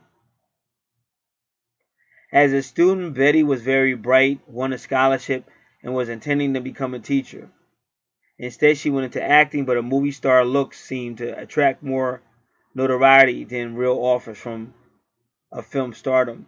Paige became a glamour model, and her Duranius in front of the camera quickly made her a hit with erotic photographers. But just let you know, one of her main photographers was a black guy, and he was a police officer. In fact, he might have been one of her first photographers. They be like, wow, how does this guy know this shit? That's all I do this study and shit. I love it. See, you got to do what motivates you and shit. I try that relationship shit. All you get is heartbroken. Like, I don't mind talking with people, but I do me. Like, I'm not trying to be here, be all upset and fucking mad at the world and shit. I didn't come here for that bullshit. So I do what I love. I love what I do, and I don't let nobody step up in here with that bullshit. Nigga, you got your shit. Take some notes, calm down, and learn how to study and shit. Stop being mad at the fucking world. Because I'm not gonna hold your hand. I'm not your fucking mother. No disrespect, but I'm telling you straight up. I'm not here to hold your hand. I'm here to help you if you want help, but I'm not gonna sit there and you think you're gonna be talking slick because you don't want to read and write and you rather sit there and argue. I'm not your boyfriend. I'm not your brother or your sister. I'm not none of them niggas. So they say she found her niece with bondage and S&M, appearing in fetish silent movies, either as a Matrix or a bound victim. And I must say, Betty Page back then was banging. I was in my puberty, nigga. The movies were underground and clandestine. They were kinky but not explicit. Page kept a suitably plutonic air of erotic mystery and became known as the Dark Angel. But that's what she did that was smart. See, she didn't go all out. Now, if she had been down with Hugh Hefner, she would have had to go all out. But she didn't go all out. If she did, you never got to see them pictures. She had highly erotic pictures, but it was never like nudity. And I think that worked better for her. Betty fell into obscurity after she became a born-again Christian. Betty fell into obscurity after she became a born-again Christian and suffered a nervous breakdown. Wow. And it's kind of funny because now we're talking about Doreen Virtue going through changes and stuff. So I'm saying everything I'm talking about in this video, you may not catch it, but it's for this person. Guaranteed, just by it's divine timing. But what it's trying to tell you is you got to get a grip on that whole Moon, Pluto, Scorpio. Anything we talked about, you just got a grip on it. And it's not as hard. I know people want you to believe it's hard. I came a long way. It's not as hard. And I try to show cats what to do, but if you ain't listening, like I came out here, I put my life 100% on the line. That's why I get offended sometimes. The niggas is still running their mouth. When I say niggas, I mean anybody, any gender, any color. 100% I came out here to help people. You know what I'm saying? Put it all. I've been helping people since I was real little. Because I know I'm an Earth Angel. I know I was sent. But you get people to get caught up in their ways and shit. So like I said, you better off letting them people go. Because it's not meant for them to even meet me or have a benefit. Let them go wherever they think they need to go. It says, however, like a phoenix from the flames, she enjoyed a revival in the 1980s. Betty attracted a large cult following due to the era fascination with retro erotica, for which she was a beautifully gothic example. So I don't know about that. I don't know about her coming back in the 1980s. Because there ain't no way you're going to be a sexual icon in the 1950s. So I don't think she had to come back. Maybe her art had to come back.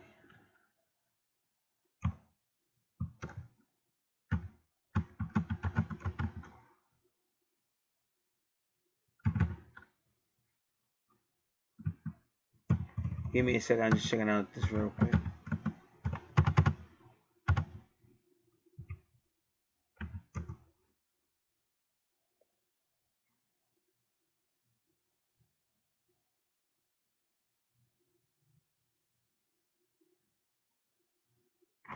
I just want to get her name right. All right, give me a second.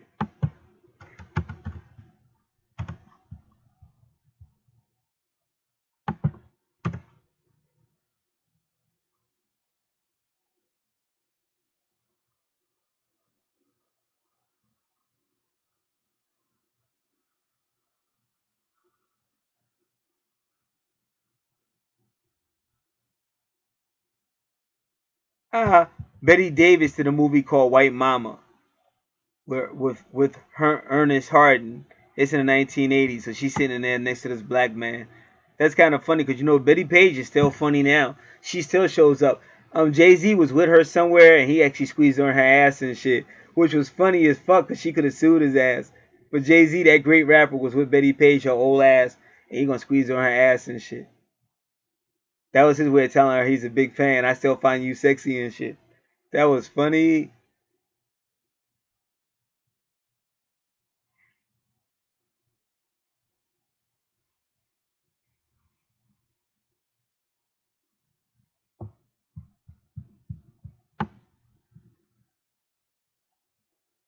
They call her Notorious Betty Page and like the Notorious B.I.G.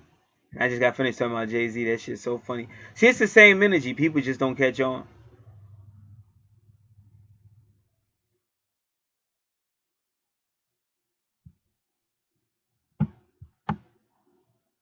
Yeah, so they talking about she had a comeback in 1980. I don't think so. I think her art had a comeback. She probably made money off of it, but she ain't have no comeback in no 1980.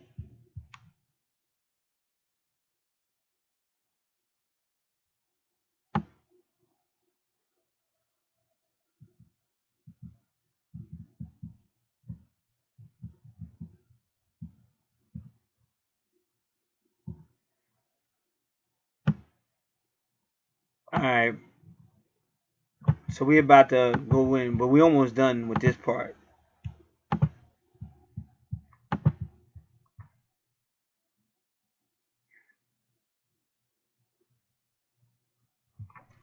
Alright.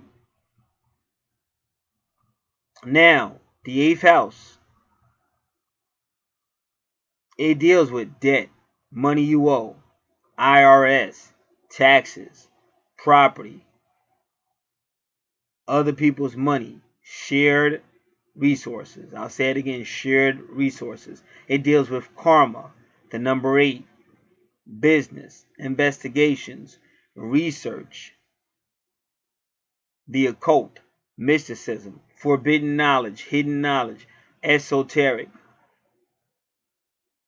psychic abilities, intuition, spirituality, birth, death, rebirth, resurrection, regeneration, primordial activities, animalistic behaviors, and sex in its many forms, freakiness,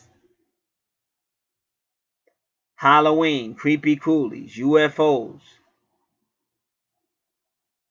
power, power struggles, transformation, addictions, drugs, science, alchemy, holistic healing.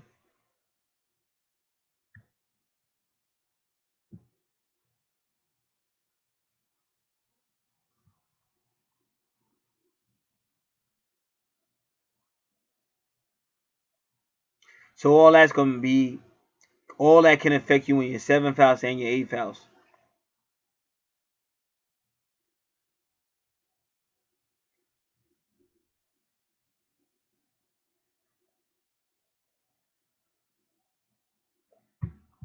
Now,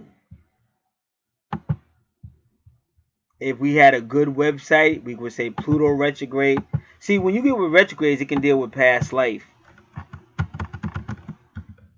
So we got to do that too. But first, I'm saying Pluto retrograde in 7th house, and just see if it comes up. If not, it.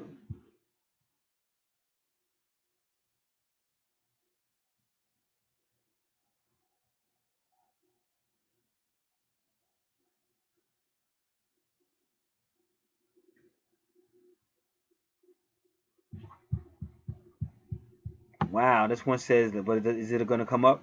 Retrograde Pluto and Scorpio in the 7th house. That's exactly what we need. But see, it takes you to a forum. So it doesn't necessarily answer the question you ask. It takes you to a forum.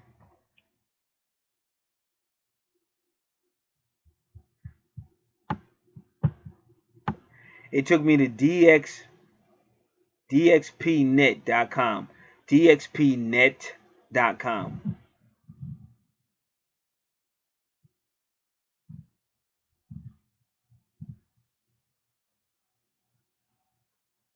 I dated a guy with Pluto in his 7th house. He was a bit crazy with me. I tried leaving him a couple of times, and he jumped on top of the hood of my car once. Another time, I was trying to leave. He chased me down and jumped into my car through the sunroof. But she goes, LOL. Notice how she goes, because this is you broads. You wonder why we're crazy. You wonder why we're crazy. So the guy stalking you won't let you go. Keeps jumping on your car and jumps through the sunroof into your car, and you go, LOL. So of course he's going to keep doing it. One of my favorite guys dealing with you crazy broads is Burt Reynolds. When I was a young lad, just watching TV, as you can tell, I did a lot of TV watching. So anyway, the movie starts. I'd never seen no shit like this before. And it starts off with Burt Reynolds. And I guess it was supposed to be sexy. So I don't think he had on too many clothes or something that was supposed to be sexy. Because it's the 1970s. And they're trying to be very provocative. So you see Burt Reynolds with this woman, or in her house or whatever. So she comes in and she's pissed off, yelling at him because he did something she didn't like. And she was going in. She was talking shit to him and all that. But he was real cool the whole time. Like this dude, you could tell us it was kind of conceited. He was real cool the whole time. So finally, I guess to get a reaction, she smacked the shit out of him. And the moment she smacked the shit out of him, he smacked the shit out of her. I say, yeah, it's about time. It's about time. So then he took her car and left and shit. But don't get me wrong, these are the men you women like. Don't get mad at me. These are the men you women like. So he took her car, so she called the cops. So the cops were trying to find him. And when they finally found him, he was in a bar. So this is white people stuff. So since it wasn't a black man, they didn't pull any guns, and they didn't call him boy, and they didn't, try to work him over. They just walked up to him and said, yeah, we know you took that car. So the whole time they're talking to him, he's getting smart. Like every time they say something, he's getting smart, saying something smart back. And they start going, why did you take the car? And I forget what he said, so he gave a smart answer for that. And then they said, well, why did you leave the car on the bridge? And then he said something else. And finally he pissed the cop off, so the cop either pushed him or something, and then he hit the cop. And then he threw his ass over, handcuffed him, and the next thing that he was in jail. Now that's a famous movie. I think it's a football movie where the guys in prison took on the guards in a football movie. But why I said that movie was because it's 8th house. So she says this guy was intense, but he did have the best EST, sexual chemistry, I have ever experienced with another person. Alright, so that's what it's all about. A little crazy. As long as that sex is good, you can jump on my hood all you want, baby.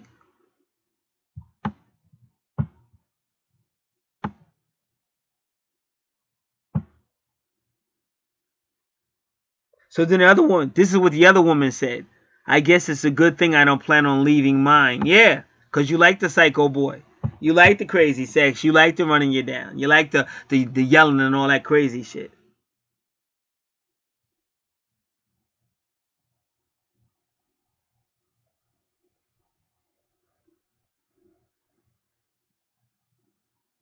It says it can mean you have intensity in a relationship.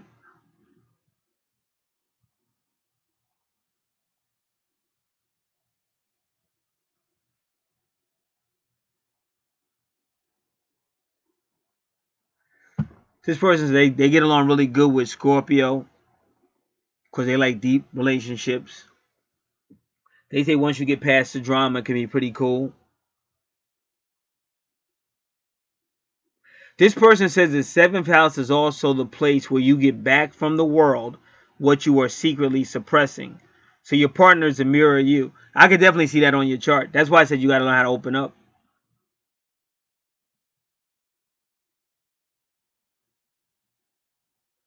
This person said Pluto in the 7th house. A kiss is not a kiss.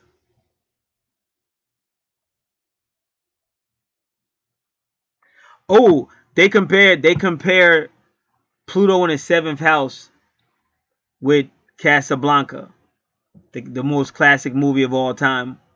One of the most, which it is.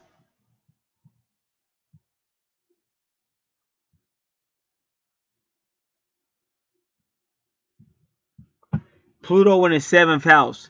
Marriage will completely change your life's path. You will experience an intense and deep union with an energetic, dominant, and aggressive woman. Now, that could have been the older woman they told you to watch out for. I don't know. Possibly you will have problems with her tendency to manipulate others or her sometimes unfounded jealousy. One way or the other, you will have a very absorbing relationship that will transform your habitual routine.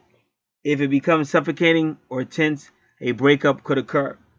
You will have to deal with a selfish and inflexible wife, and to achieve a balance between the two of you, you must be very patient with her. You are dynamic, magnetic, and very temperamental. Meeting other people plays an important role in your life, and the majority of your personal changes will be the result of your relationships. You are attracted to those who possess a great will and energy. You must control your aggressiveness, or you could make enemies very easily.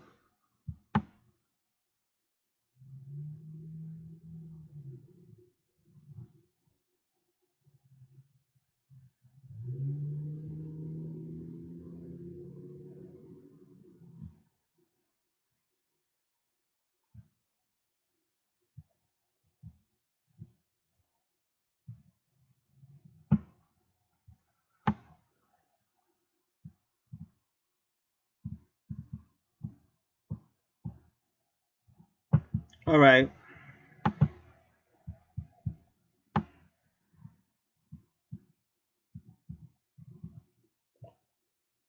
All right. Now we're going to do Pluto retrograde past life.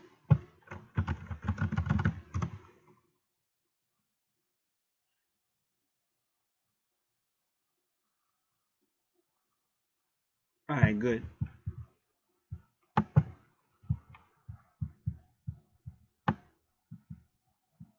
After we read this, we'll be finally leaving your 7th house.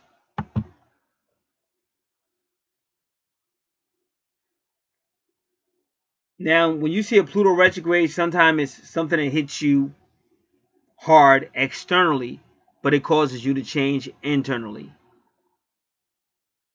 Pluto's retrograde brings change with fresh starts and dead ends. During this period, things we hang on to the most can suddenly be taken away, causing us to reevaluate what we value most. So, it's in your 7th house relationships.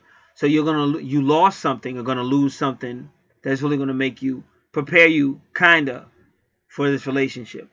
Not that it prepares you to necessarily accept it, but it prepares you for it. But you had to lose something first. Because I keep trying to tell you this is connected to feminine energy. At the end of the day, that's what all this is about. Change can occur through destruction and rebuilding or rejuvenating and regeneration. Just like I told you, that's your 8th house.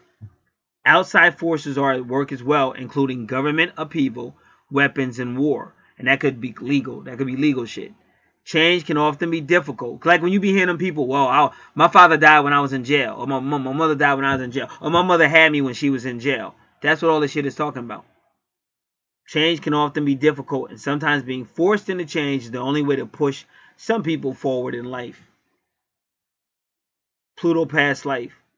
If Pluto is in your natal in retrograde in your chart, you face issues of control. We already said that. Feelings as if you must control all things in and around your life, which you can't do, often to the extreme and at the expense of others. Holding on to relationships so tight that they become suffocating to your partner, or holding on to past relationships, refusing to let go and move on. From a past life perspective, you were probably ostracized from your family, community, or exiled from your home country. You may have been the scapegoat of the community. That's the second time they said that. And you stood alone for bad deeds that perhaps you didn't even commit. These past incarnations have left you feeling mistrustful of others, especially those close to you. To overcome these lessons, it's time to learn trust of yourself and others. People are not out to get you in this lifetime. If you do allow the manipulation of others to affect you, you're letting them control your emotions and your actions. So you must learn to let the wickedness of others slide off you. Don't give them the grip to hang on, and you'll be forced to find another to focus on. Use your knowledge and wisdom of the past as benefit to hone your instincts. Learn who to avoid, who to trust, and most of all, how to believe and trust in yourself. So that's what that Pluto retrograde is implying.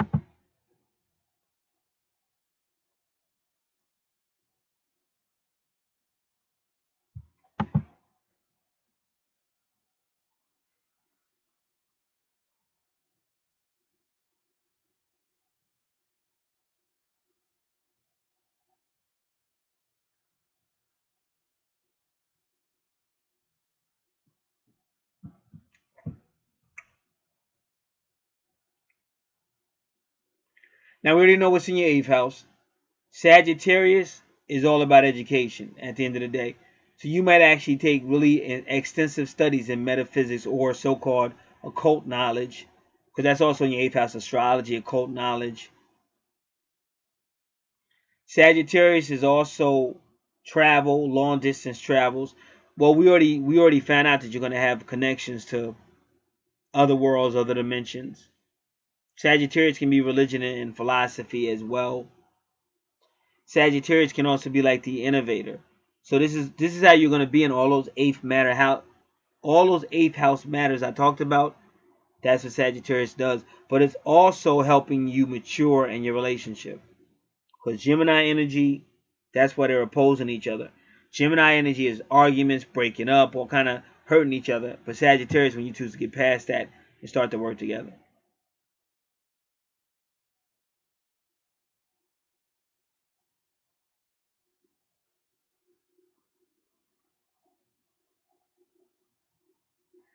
Now that little circle with the X, that's called part of fortune. All part of fortune does is amplify.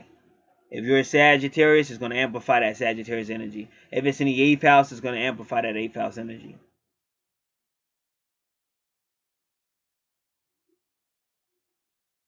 Now in your ninth house, that's your true north node. And even your Juno. So they're really playing with you. Because they're trying to put your Juno in your ninth house and in your 10th house. Right on the borderline.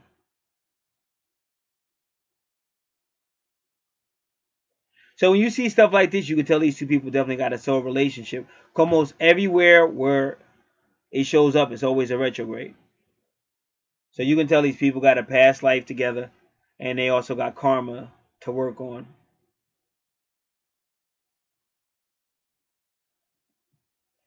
So when we come back, we'll be starting with the ninth house. And we're almost done. Sagittarius in the 8th house could imply higher knowledge on like 8th house stuff, metaphysical stuff, or hidden stuff. Higher knowledge on it. Or even contacts for like different worlds, different dimensions and stuff like that. Neptune, Sagittarius, and Uranus are all about travel.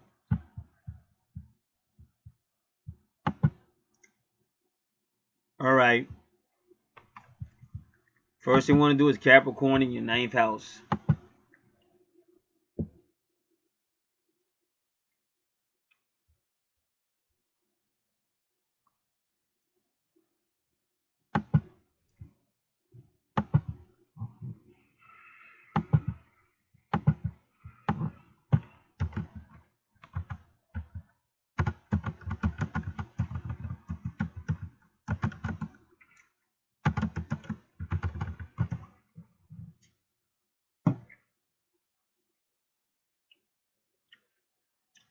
Now this is your true north node, that little horseshoe with the little aura. That's your true north node, and that is what you should. This is what you should be working on in this life. But we're gonna go deeper, so just be patient, because we're gonna go to a website that deals exclusively with that.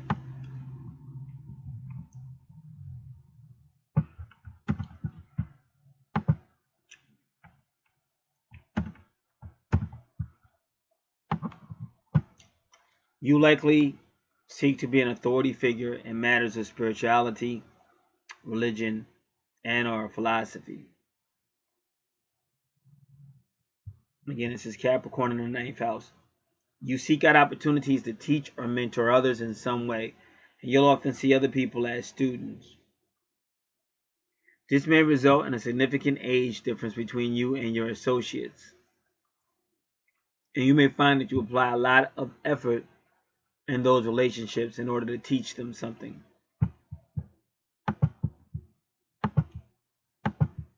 Be careful that your inherent authoritative presence and your determination to teach doesn't come across as bullying them. To listen to and believe what you share with them. Otherwise, you may find out the hard way that you've damaged your reputation and credibility with those you're trying to impress.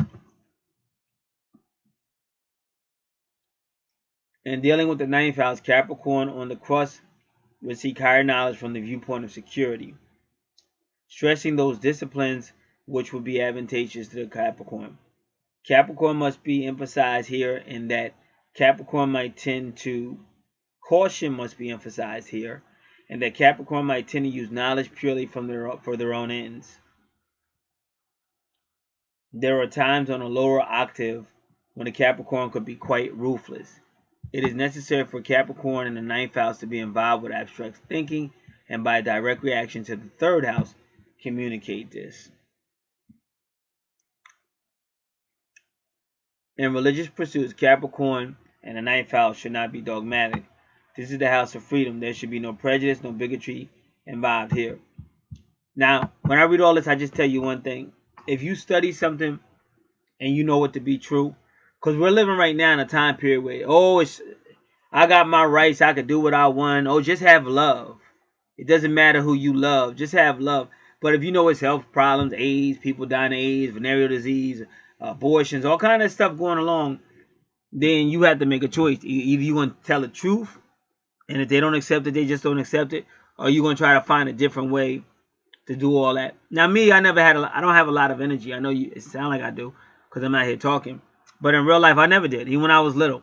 Never had, because I've always had health problems. My father had health problems. So I don't have a lot of energy, so I'm not going to waste a whole lot of energy trying to reason with people.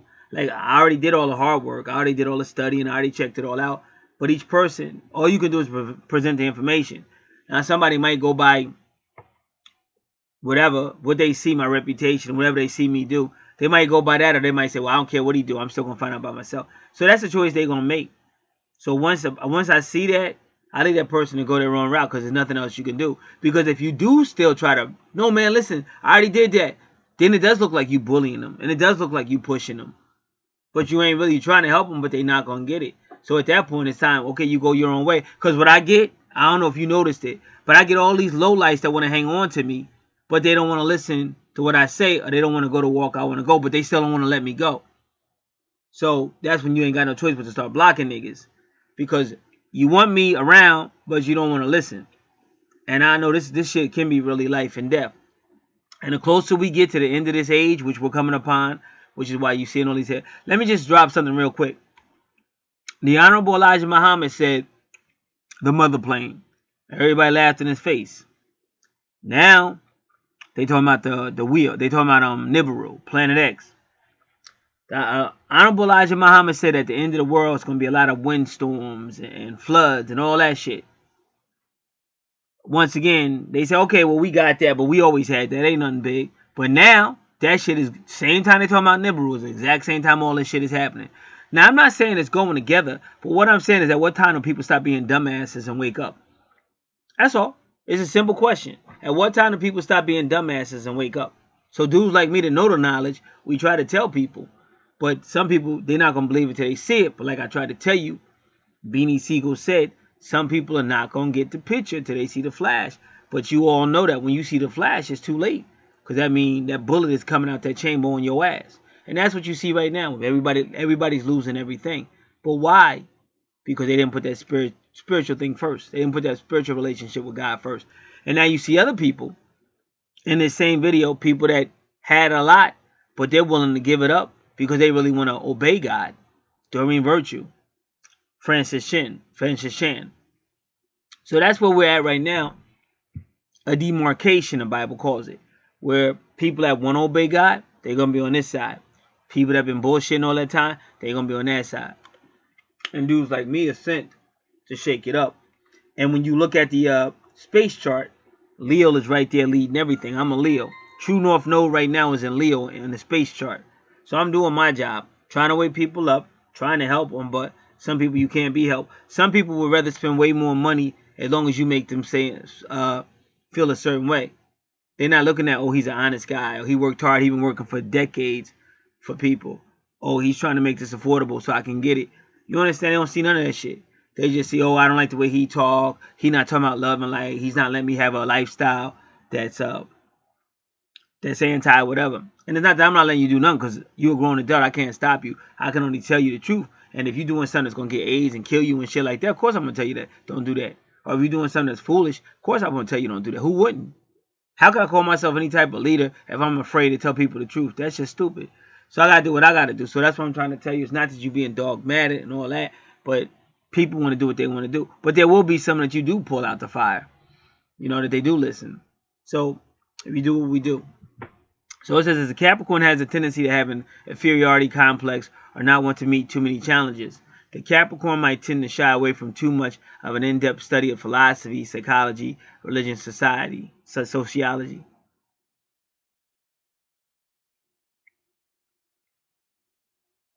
So I don't know. I know Capricorn tends to be a hard worker. I know I am. My moon sign Capricorn. I don't know. But see, I'm older. I've been through a lot. So maybe that's why I don't have these complexes. They have inferiority complexes or don't want to meet challenges or whatever. Shy away from too much of an in-depth study of philosophy, psychology, religion, sociology. Like, if it's bullshit, nigga, I don't need it. Like, for real. I don't know where you from. But you know how it is when you be talking and somebody come up and try to get in a cipher and they don't know what the fuck they talking about. You be like, man, get the fuck out of here. You don't know what the fuck you talking about. That's how it's done on the East Coast. So, yeah, if you know about philosophy, psychology, if that shit ain't helping me, no, I don't want to hear that shit. Now, if it's something I could use that's real, of course. But if it's something that's silly, why would I waste my time on it? See, it's through all this philosophy shit. If a tree fall in the middle of the forest and ain't nobody out there, it doesn't make a sound. That's stupid. But that's where you got all these alternative sex practices and shit. Because they just keep on, they take what's true and keep on watering it down. And if you understand how these people came to take over everything, that's how it was done. They kept watering down the races, mixing everything, watering down water. Same thing they doing in rap music right now. Listen, Ice Cube told y'all niggas like 15 years ago, if not longer. Ice Cube said sooner or later, it ain't gonna be no Ice Cube, just Vanilla Ice.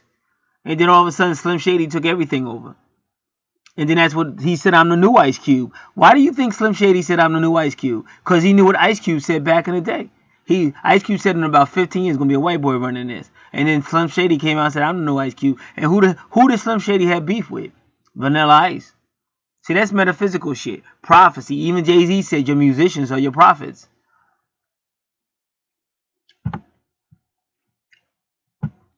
It said Capricorn in the ninth house might work and study to preserve his own niche in that field rather than the making of major contributions.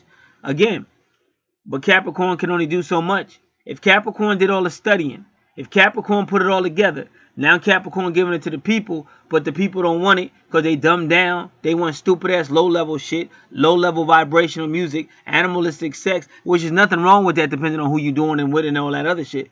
But they don't want it. There's nothing you can do about it. If somebody just did a chart, took them 4 more hours to get it all together and give it to this person, and within 20 minutes the person calling, writing back to start an argument, you ain't even heard the whole thing. What you arguing about? So that's a low level people be on because they choose not to rise above. That's why I said you got to watch, even when I read, because I be reading. One time I proved it. I knew I was studying something, I was reading it, and it was slick how they did it. So I stopped what I was reading, backed up, and went back forward again and showed how they tried to be slick. So they was trying to put some information in there that was bullshit. And I caught it. So I know what it is. It's not that Capricorn got an issue. It's not even that Leo got an issue. You might not even be trying to be a bully. But people just want what they want, and there's nothing you can do. And what I'm saying is once you see a person on that level, depending on who that person is, you fall back. Let that person go off the fucking cliff, because that's the only way they're going to learn. Now, if it's somebody you really care about, you may try a different approach. But I can't do that with everybody. I'm going to die trying to say these people. They making up their mind what they want.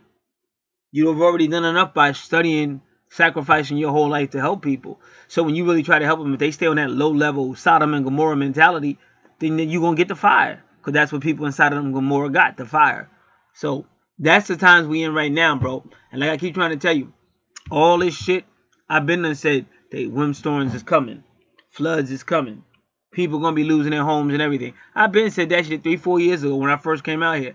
Didn't nobody care. Because they didn't see it. They wasn't worrying about it. And even now that it's happening, the main thing they're worrying about is how to get the shit back. When they should be worrying about, damn, how to get a better relationship with God. Because I'm a firm believer, if you got a relationship with God, He's not going to let you be in no house that's about to be fucked up. You're going to get some type of warning. Why would you be serving a God that ain't going to warn you? He's God. He knows it's coming. Why wouldn't He warn you? If you serving God, you're going to have some type of warning that it's time for you to get your ass up out of here. You know how many times shit in my house was about to catch on fire and shit? And all kind of shit. Could woken up and all that. One little adapter used to have a red light. And the light started blinking. And that light ain't never blinked before. It just had like an LED light. And I said, why is this thing blinking? And then that shit was about to burn out. So I replaced it. Then I said, shit, let me check all these wires. Because some of my wires just got tape on it. And then some of the tape it came off. So I put the tape back on. So I'm always getting little messages to watch out for this and why. That's why you got angels all around you. 444. So this shit is real. But people got to want it. But some people just want to turn it on when it serves their purpose and turn it off. They want to play God out like he a sucker. Or I'll turn it on because I'm gonna find out some information over here. But then I don't care about information over there. I'll turn it off. I had a dude like that. He was just a phony fake fraud. And I got sick of dealing with him. Because it was almost like dealing with a bitch. No disrespect, but he was caught up in his emotions. I couldn't fuck with him no more. So this shit is real. It's real. It's powerful. And when you learn how they're telling you, they're warning you, but now you have to be man enough to deal with it. And then when you start making more money, then you dealing with whatever they're telling you need to deal and get control of, you around longer. But if you stay in that low level, low vibrational, low octave, whatever they talking about, you're going to lose everything on some emotional shit. Some ain't gonna go your way. You gonna handle it the way that you used to handling it, and then that's it. You either gonna be locked up, shot up, either way.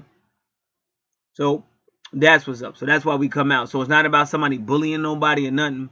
We know the way to go. I practice it. I know it made my life better. That's what it's about. They ain't bullying nothing. It's telling people the truth. But they may call you a bully because they don't want it. Oh, I don't like his tone. Oh, he's too. Ain't nobody mean. Somebody's trying to help your punk ass out. You're on my channel, money. Ain't nobody mean. We trying to help you, but you just arrogant. You just want your way and can't get it if you're going to do it the way God tells you to do it. So you can't get your way, so I become the problem. But really, you your own problem.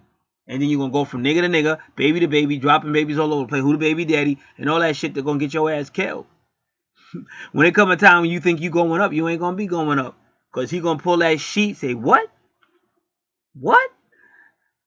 How the hell you think you getting in this holy pearly gates? And I'm just using that as examples of ascension. All right, so I'm going to finish with that. It says also it's a matter of broad perspective and to be involved with all disciplines and the interrelationship of them to each other. Again, you want to focus on what's real. If philosophy ain't the answer, don't focus on it. Psychology ain't the answer, don't focus on it. Religion, man, there's so many religions. How you going to focus on religion anyway? So many.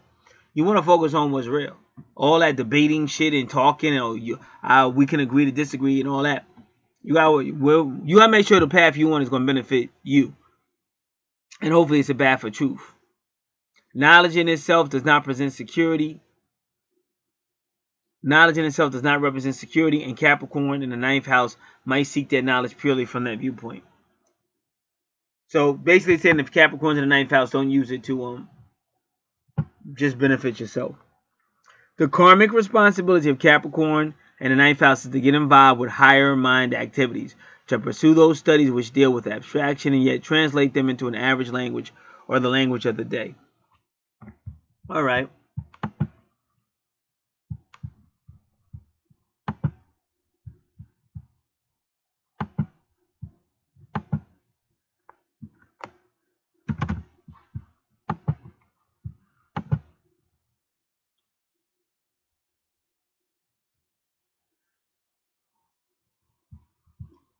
All right.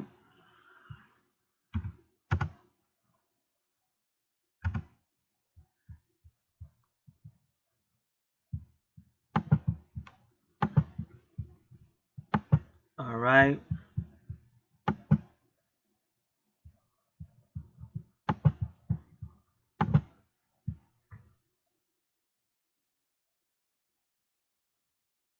Okay, I gotta make sure. Your Lilith is definitely direct. I was trying to see if it was direct or retrograde, but it's direct. So Juno means you're gonna find somebody who's serious-minded, a worker, and they're gonna probably like be into culture.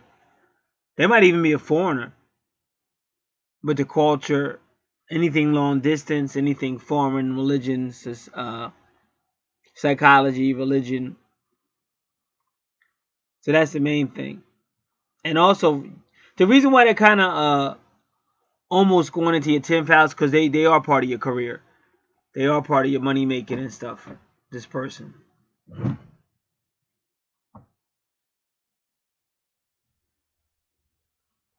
And anything with Saturn or Capricorn, because you see it's right next to Saturn. Anything with Saturn and Capricorn is usually a more serious type relationship. But that's what Juno is anyway. So this person is the one for you. Definitely soulmate. But what you're like you said, what you have to work on is just because you want a person and you want to really deeply know a person, but you got to allow that person to deeply know you. And you can't run if things don't happen to work out because nothing's perfect. And that's also your true north node, which is your life purpose.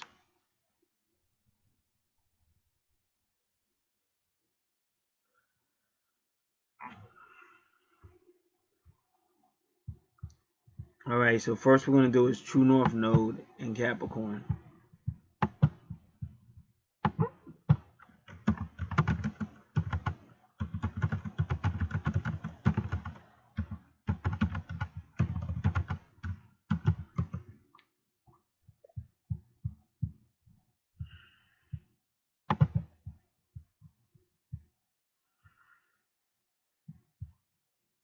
This is the soulmatesite.com. The theme of Capricorn is I use. The soul color is brown. There are 3 steps you can use to consciously attract a soulmate. Step 1, appreciate your Cancer talent. So now let's look at your chart. So you see Capricorn going right back. See, that is your where Cancer is. That is your South Node. That is your past life. And we already went over what it was or what it could have been. Cancer situations. But now they're telling you to work on your Capricorn. In the past life, maybe you were more family minded, but now they want you to be more not just business minded, but whatever's going on in your 9th house. Whatever I just got finished saying. That's what you should be working on this life. And your partner is right there with Juno, that little asterisk looking star. But it's still so much more to talk about in your 9th house.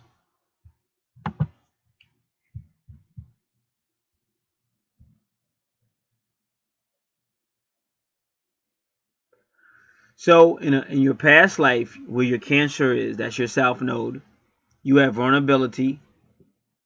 You had home-loving, nurturing side. It's natural for you in this life because you've already done it in your past life. And sometimes we keep going to the South Node because we don't want to go to our North Node. We don't want to work on what we have to work on in this life. So we keep trying to run back. But you can't keep running back to family and being all up in family business and nurturing because they really want you to work on your relationship in that 9th house in this life.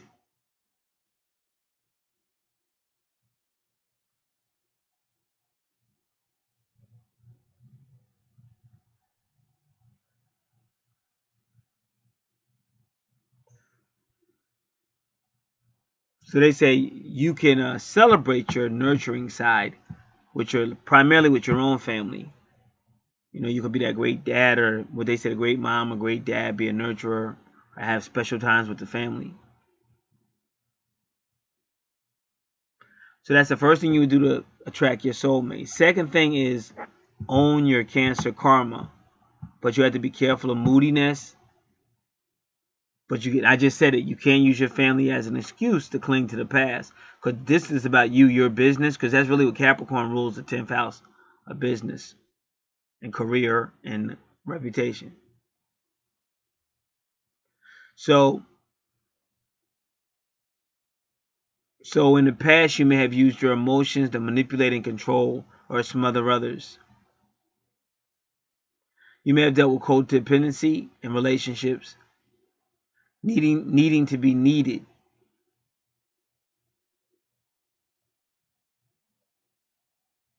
So in this life, you gotta stop seeing the world in rose-colored glasses and step into the life of true responsibility, because that's what Capricorn is all about. And again, your mate is going to help you with that. In the past lifetime, you were a mom, a stay-at-home wife, a sailor, a chef, or a cook, or an abandoned child. You might have been overly emotional, independent woman, or one who had an unhealthy desire to be needed. So have you attracted emotional, depressed, childlike people in your life? And she's saying this is why. So the shadow side of Cancer has to do with emotional dependencies and the fear of leaving the nest. This is but funny, when you do willingly take on more responsibilities, your emotional needs are taken care of. So that's step 2 of attracting your soulmate. Own your Cancer karma. Step 3, step into your Capricorn soul mission. Create traditions, cultivate logic, wear earth tones, and your soul color, which is brown. So Capricorn is supremely grounded, the rock that others can count on. So you'll have a business-like attitude that excels at using material resources. It's conservative, traditional, economical, and great in managing money. With the North Node in Capricorn soul mission, you are to channel your natural heart integrity into building something that others can use. You're here to willingly show the great responsibility and possibly leave a legacy in the world. So this is the energy to step into over the course of your lifetime. So in the previous world, they really wanted you to use in the past life, they wanted you to use your nurturing or motherly skills. But in your ninth house in this life, they want you to use the more masculine Capricorn, authoritarian skills. But it's still, they're asking you to step into spiritual adulthood, be a father to yourself, be a father to another, and you see your twin right there, or you see your soulmate right there with Juno. They also ask you to be a universal father who offers wisdom and support and shelter for the children of the earth who need it. And that's the key point. They have to want to come to you.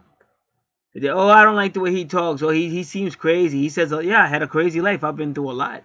So no, I'm not going to come out here and fake it. Some people resonate with it. Some people don't. It's just the way it is.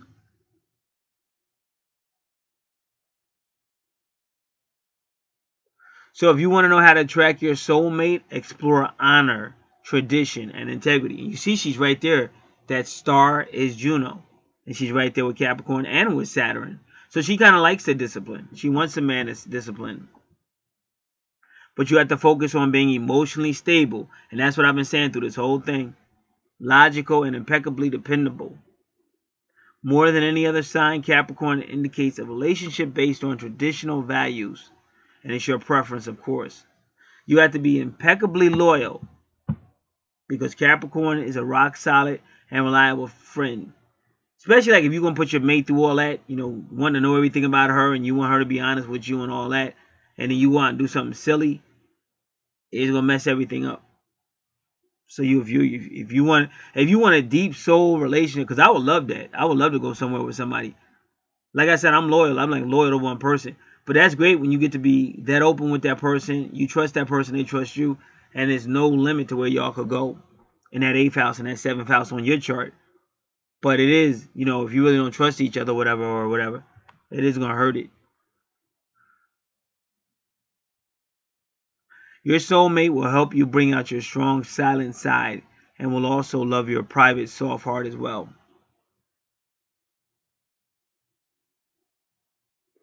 The heart where your Capricorn soul mission expresses itself is your 9th house, ruled by Sagittarius, all about travel, religion, philosophy, culture, class, spirituality, is the area of life where you will most benefit from willingly taking on greater responsibility.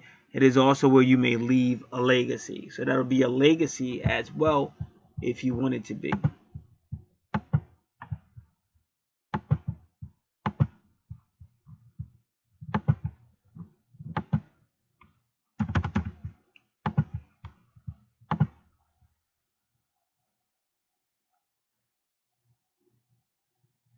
We're going to try to find Lilith in the 9th house. Lilith is very hard to find.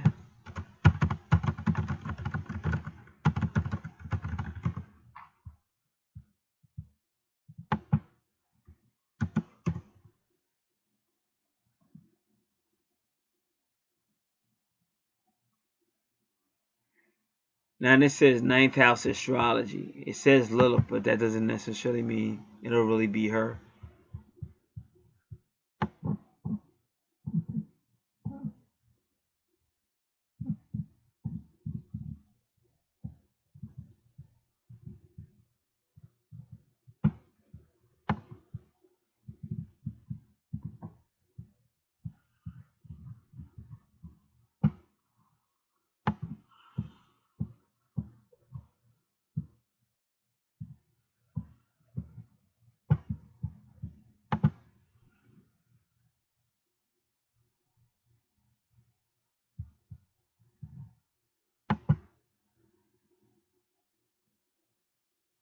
Give me a moment. I'm waiting for this page to load.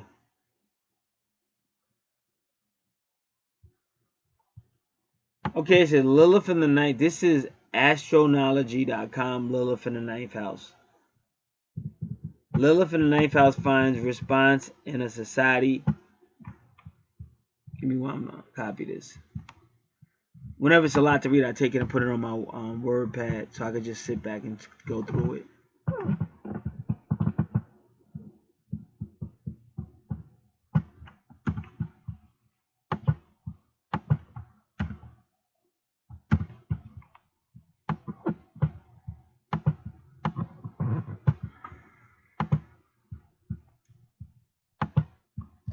Lilith in the ninth house finds response in society. Here her instinctive self-assertiveness is motivated religiously, philosophy, or politically. We find here the demand of the ninth house that society should take over one's own behavior as the main thread of perspective. Basically, Lilith is a very personable, charismatic energy, and if you act it out in the ninth house, it may also lead to fanaticism or dogmatism. You turn your own view into the leading ideology, and with Lilith, you express this with much charisma, even to the degree of being dangerous. So we find Lilith in the ninth in the chart of Adolf Hitler, Christian Klar, one of the heads of the former German terrorist group RAF. Interesting is also that Iron Lady Margaret Thatcher had Lilith in the house of politics. Prince Charles, whose political and philosophical ambitions do not amuse the Queen, has his Lilith in the ninth. A great artist with Lilith in the ninth is confronted up with his powerful paintings and strange new perspective. Salvador Dali.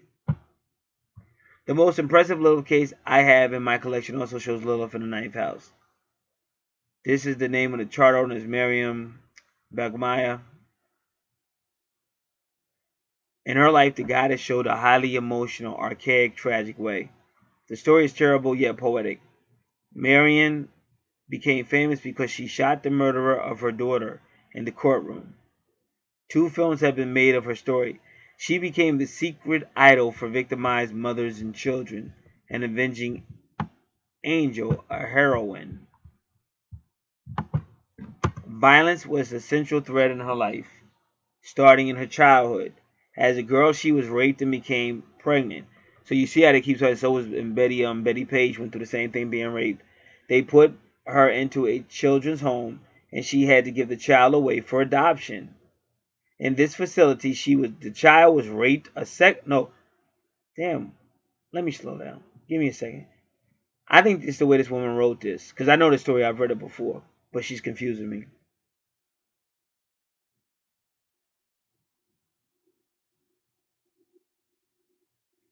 Violence was a central thread for Marianne's life, starting in her childhood.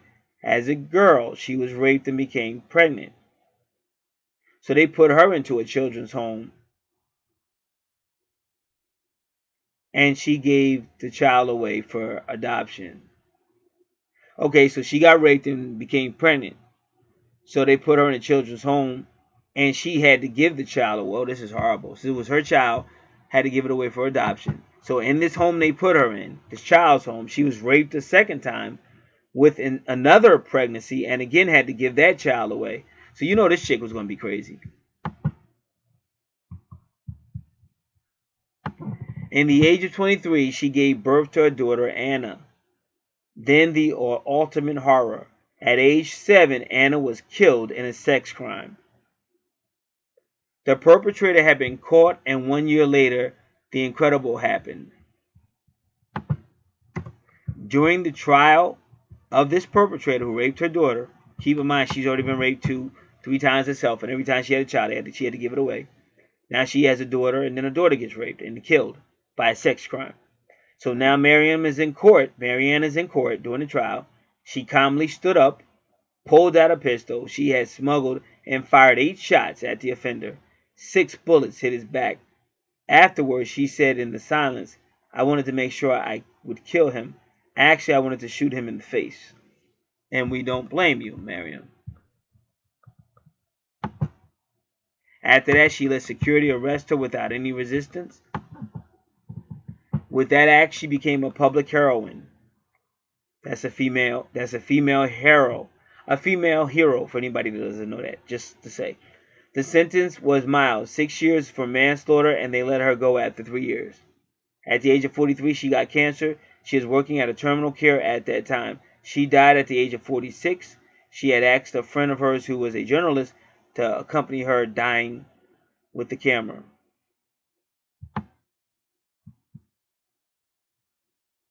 Alright, so that's what we had to read.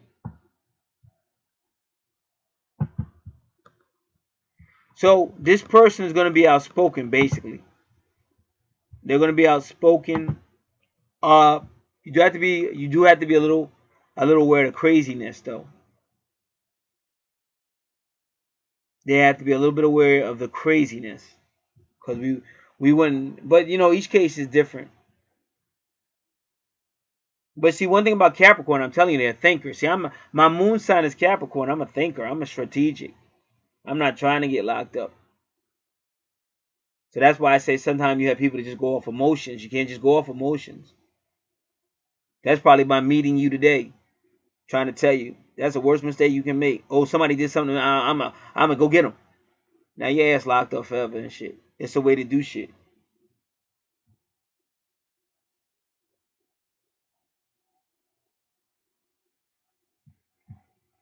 See that Saturn and that Capricorn, that's the gangster sign.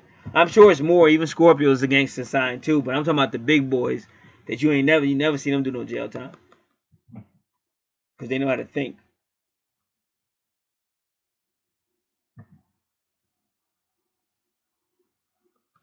All right. So I think that's what they're kind of trying to tell you.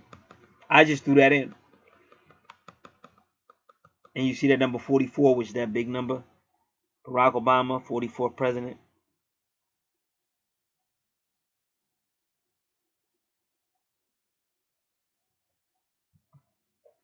All right, now you got to deal with the retrogrades.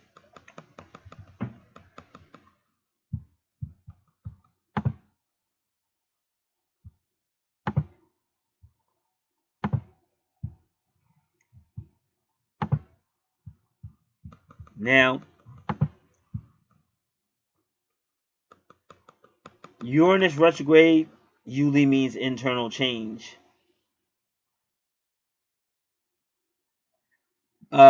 Neptune retrograde means that this person is going to be kind of realist. A Neptune direct is an idealist, and they call Neptune direct a deceiver. Why is it a deceiver? Because our world is not idealist. It's not idealist, realistic. So a lot of people go, they should. Man, this nigga was down. I gave him some money. He should have paid me back. This nigga got some money and didn't even call me. Because that's reality. He's not going to pay you back just because you looked out for him. That's reality. So that's why Neptune may be retrograde, so you deal with reality. And Capricorn is serious too. They deal more with reality. Saturn and Capricorn deal with reality more so. So when your ninth house, they're trying to help you to deal with reality, and they're telling you you'll be a better mate to your partner because you'll be dealing with reality, and she needs like a real man. Like, see that, like that emotional stuff. Women are just funny because they kind of, that emotional stuff turn them on, or the thug turn them on a little bit. But if bills start coming to be like if she had to choose between you wilding out and them bills getting paid, she may that sexual side of her want that wilding out nigga. But when it comes to them bills, she want that dude that can pay them bills. And that's why you need Saturn, because Saturn ain't with all that punk shit.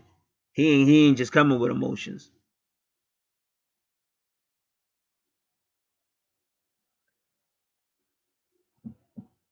And once you start having kids and stuff, she's gonna want you to be more of a man. So like if she was riding with you when you was young, let's say you was that street nigga, and she was riding with y'all when y'all was young, and she was that street nigga, she love that shit because she get off on that because you don't give a fuck and shit. She get off on that. But when y'all start having kids and them bills gotta be paid and shit, she ain't gonna be telling you be in the streets no more. She gonna be telling you be home, help take care of the kids, and make sure your kids is eating and shit. Make sure you come in. If you ain't home, you better be coming back with some money. Like that's that. So you gotta remember all that. Because that's what you see in your seventh house all the way to your ninth house. And that's where you got all your activity of planets and stuff. And you see a lot of retrogrades.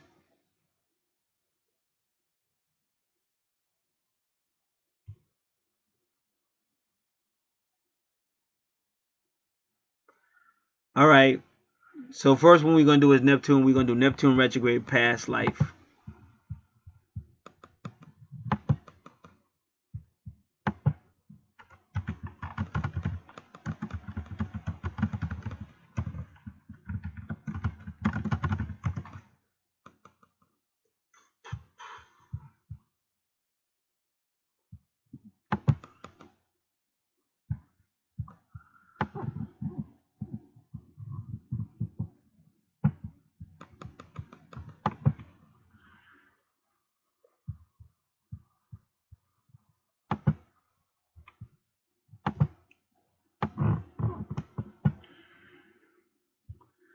When Neptune is in retrograde, logic falls to the wayside. People gain an increased interest in intuition or esoteric matters. So what they're trying to tell you, since your ninth house is kind of like the house of spirituality, religion, and stuff like that, they're trying to tell you to go at it from your, like they keep telling you to use your gut feeling and your psychic abilities. So that's why Neptune is retrograde. Dreams and psychic abilities, fine. I already told you, Sagittarius, Uranus, and Neptune are all about astral planing and travel and being able to talk to different dimensions and stuff. That's another reason why a lot of people like getting high, because it connects them to them other worlds and stuff. Dreams and psychic abilities find new followers as people beginning to analyze their inner natures. New outlets of communication come to the surface as artistic abilities get expressed. Neptune is a ruler over bacteria, viruses, and the immune system. So when it goes retrograde, allergies may kick up or worsen. In addition, children who are given vaccinations during this time can develop a strong reaction to the drug. Stronger reactions to the drug. Many people will suffer with an oversensitive immune system and can develop more serious disease. If Neptune is retrograde in your chart, you are prone to escape reality through the delusion or dream. Few people really know what goes on in your mind, whether you're sitting across from the dinner table or at your desk in the office. Even while you're working, you have a strong tendency to drift off into daydreams to more pleasurable pursuits. This can be one of the most dangerous retrograde positions in the astrological chart. This position can cause people to be inhibited, and lack the confidence to reach for their dreams and reality. Consequently, they may find escape from the perceived failure through an abuse of drugs or alcohol. So you got to be very careful not to abuse the drugs or alcohol. They may also fall into escape from reality altogether and have bouts with various forms of mental illness. From a past life perspective, you may have had a lifetime where your dreams were laughed at, put down, or forbidden in some fashion. You may have been forced to give up your lifelong dream in exchange for other responsibilities. And see, that's bad because you got Saturn right there. Saturn is all about responsibilities and reputation, such as becoming the breadwinner for your family unexpectedly. And I just got finished saying that. These past restrictions may cause you to have a penchant for escapism or have extreme expressions of your creativity. This has probably gotten the best of you and caused other problems to various aspects of your current life. To overcome these lessons, you need to learn how to rise above challenges that come across your path. If you abuse drugs or other unhealthy behaviors to escape your responsibilities or the unpleasant moments of life, you will need to seek help and overcome these habits and desires. To overcome these challenges, use your creativity in a positive manner. Learn to control it and not let it control you. Focus your efforts to not only better yourself and your life, but to consider helping others who are going through much tougher situations than you. Okay, Uranus retrograde suggests you expect the unexpected. Surprises come out of nowhere. This can be wonderful or undesirable, depending on the situation. Uranus is the eyeball of the planets in our solar system. It can bring whims of fancy that amaze and amuse, or it can come with chaos, either externally or in the world, or internally in the individual. At this time, some people might find their wild side coming to the surface of the ongoing person can become uncharacteristically shy. Extreme variations or opposites in your personality are not uncommon, and you'll find yourself behaving very differently than other people perceive you. See, like I said, I told you the ninth house is more mature. See, that third house, anything with Gemini, it's when they arguing, breaking up, lying to each other, cheating on each other. But once you hit that ninth house, it becomes more mature, and that's what you see going on in your chart. See, Saturn is saying you got to grow up, you got to pay these bills, you got to be here for these kids. It's going on, and it's helping her to grow up too. Because like a lot of stuff a dude do, he's just trying to impress the girl, the female sometimes. But she got to grow up too, so you'll grow up. So y'all both helping each other. If Uranus is retrograde in your chart, you probably live your life to extreme in many aspects. Whether you are extreme extrovert or extreme introvert, there's a little middle ground in your frame of mind. You see life as a black and white with no little gray areas at all. In one of your previous lives before this one, you were probably a rebel or a revolutionary, like Tupac, always fighting the establishment or looking for battles that challenge fairness. Though this lifestyle has its merits, it can be pushed to the extreme. Your extreme lifestyle has always interfered with or perhaps even destroyed many other facets of your life. To overcome this lesson, you need to learn that giving an inch can sometimes gain you a mile. Because they said on one of your houses that you won't, like, you'll fight to the death and shit. You like a fucking pit bull and shit. Like, you don't want to give up an inch, you don't want to move. That was in one of your earlier houses. So they said you got to learn how to, maybe if you give an inch, you might get a mile back. Even in the middle ground, learn the part. But see, it all depends on how he was raised, too. If you was raised by gangsters, they may teach you that shit. Hold down your square, don't back up. All that shit, a nigga got that. And you'll keep that for a while, but it's good because it'll make you a man. But it do come a time when you got to learn. Fuck all that dumb shit. You understand? That silly shit. Like, I walk past niggas. Niggas be talking stupid. I walk past them. Why get caught up in that BS? That's why I say I cut people off, put them on block or whatever. Because why get caught up in that foolishness that they on? It's going to pull you back into that nonsense. When you starting to grow and you got the capability to use your mind and get money. You got the gift of gab. The universe is blessing you. So it would be foolish to lose all that over some 8th house or some nigga shit. It would be foolish. So that's why I'm here to tell you that. Like, I'm not Saturn. I'm not Moon and Saturn. I'm that Sun and Leo. So that's what's up. It says find a middle ground and learn the art of compromise. Learning compassion can help you in someone else's shoes, seeing the other side. It can also help you to accept that others have a different view or belief. Those alternative views aren't wrong, they're just different. All this will help you to find the gray areas in life. Take a moment to appreciate the useful aspects of structure. Choose your battles and accept that some structure in life is not just a good thing, but some areas is also required.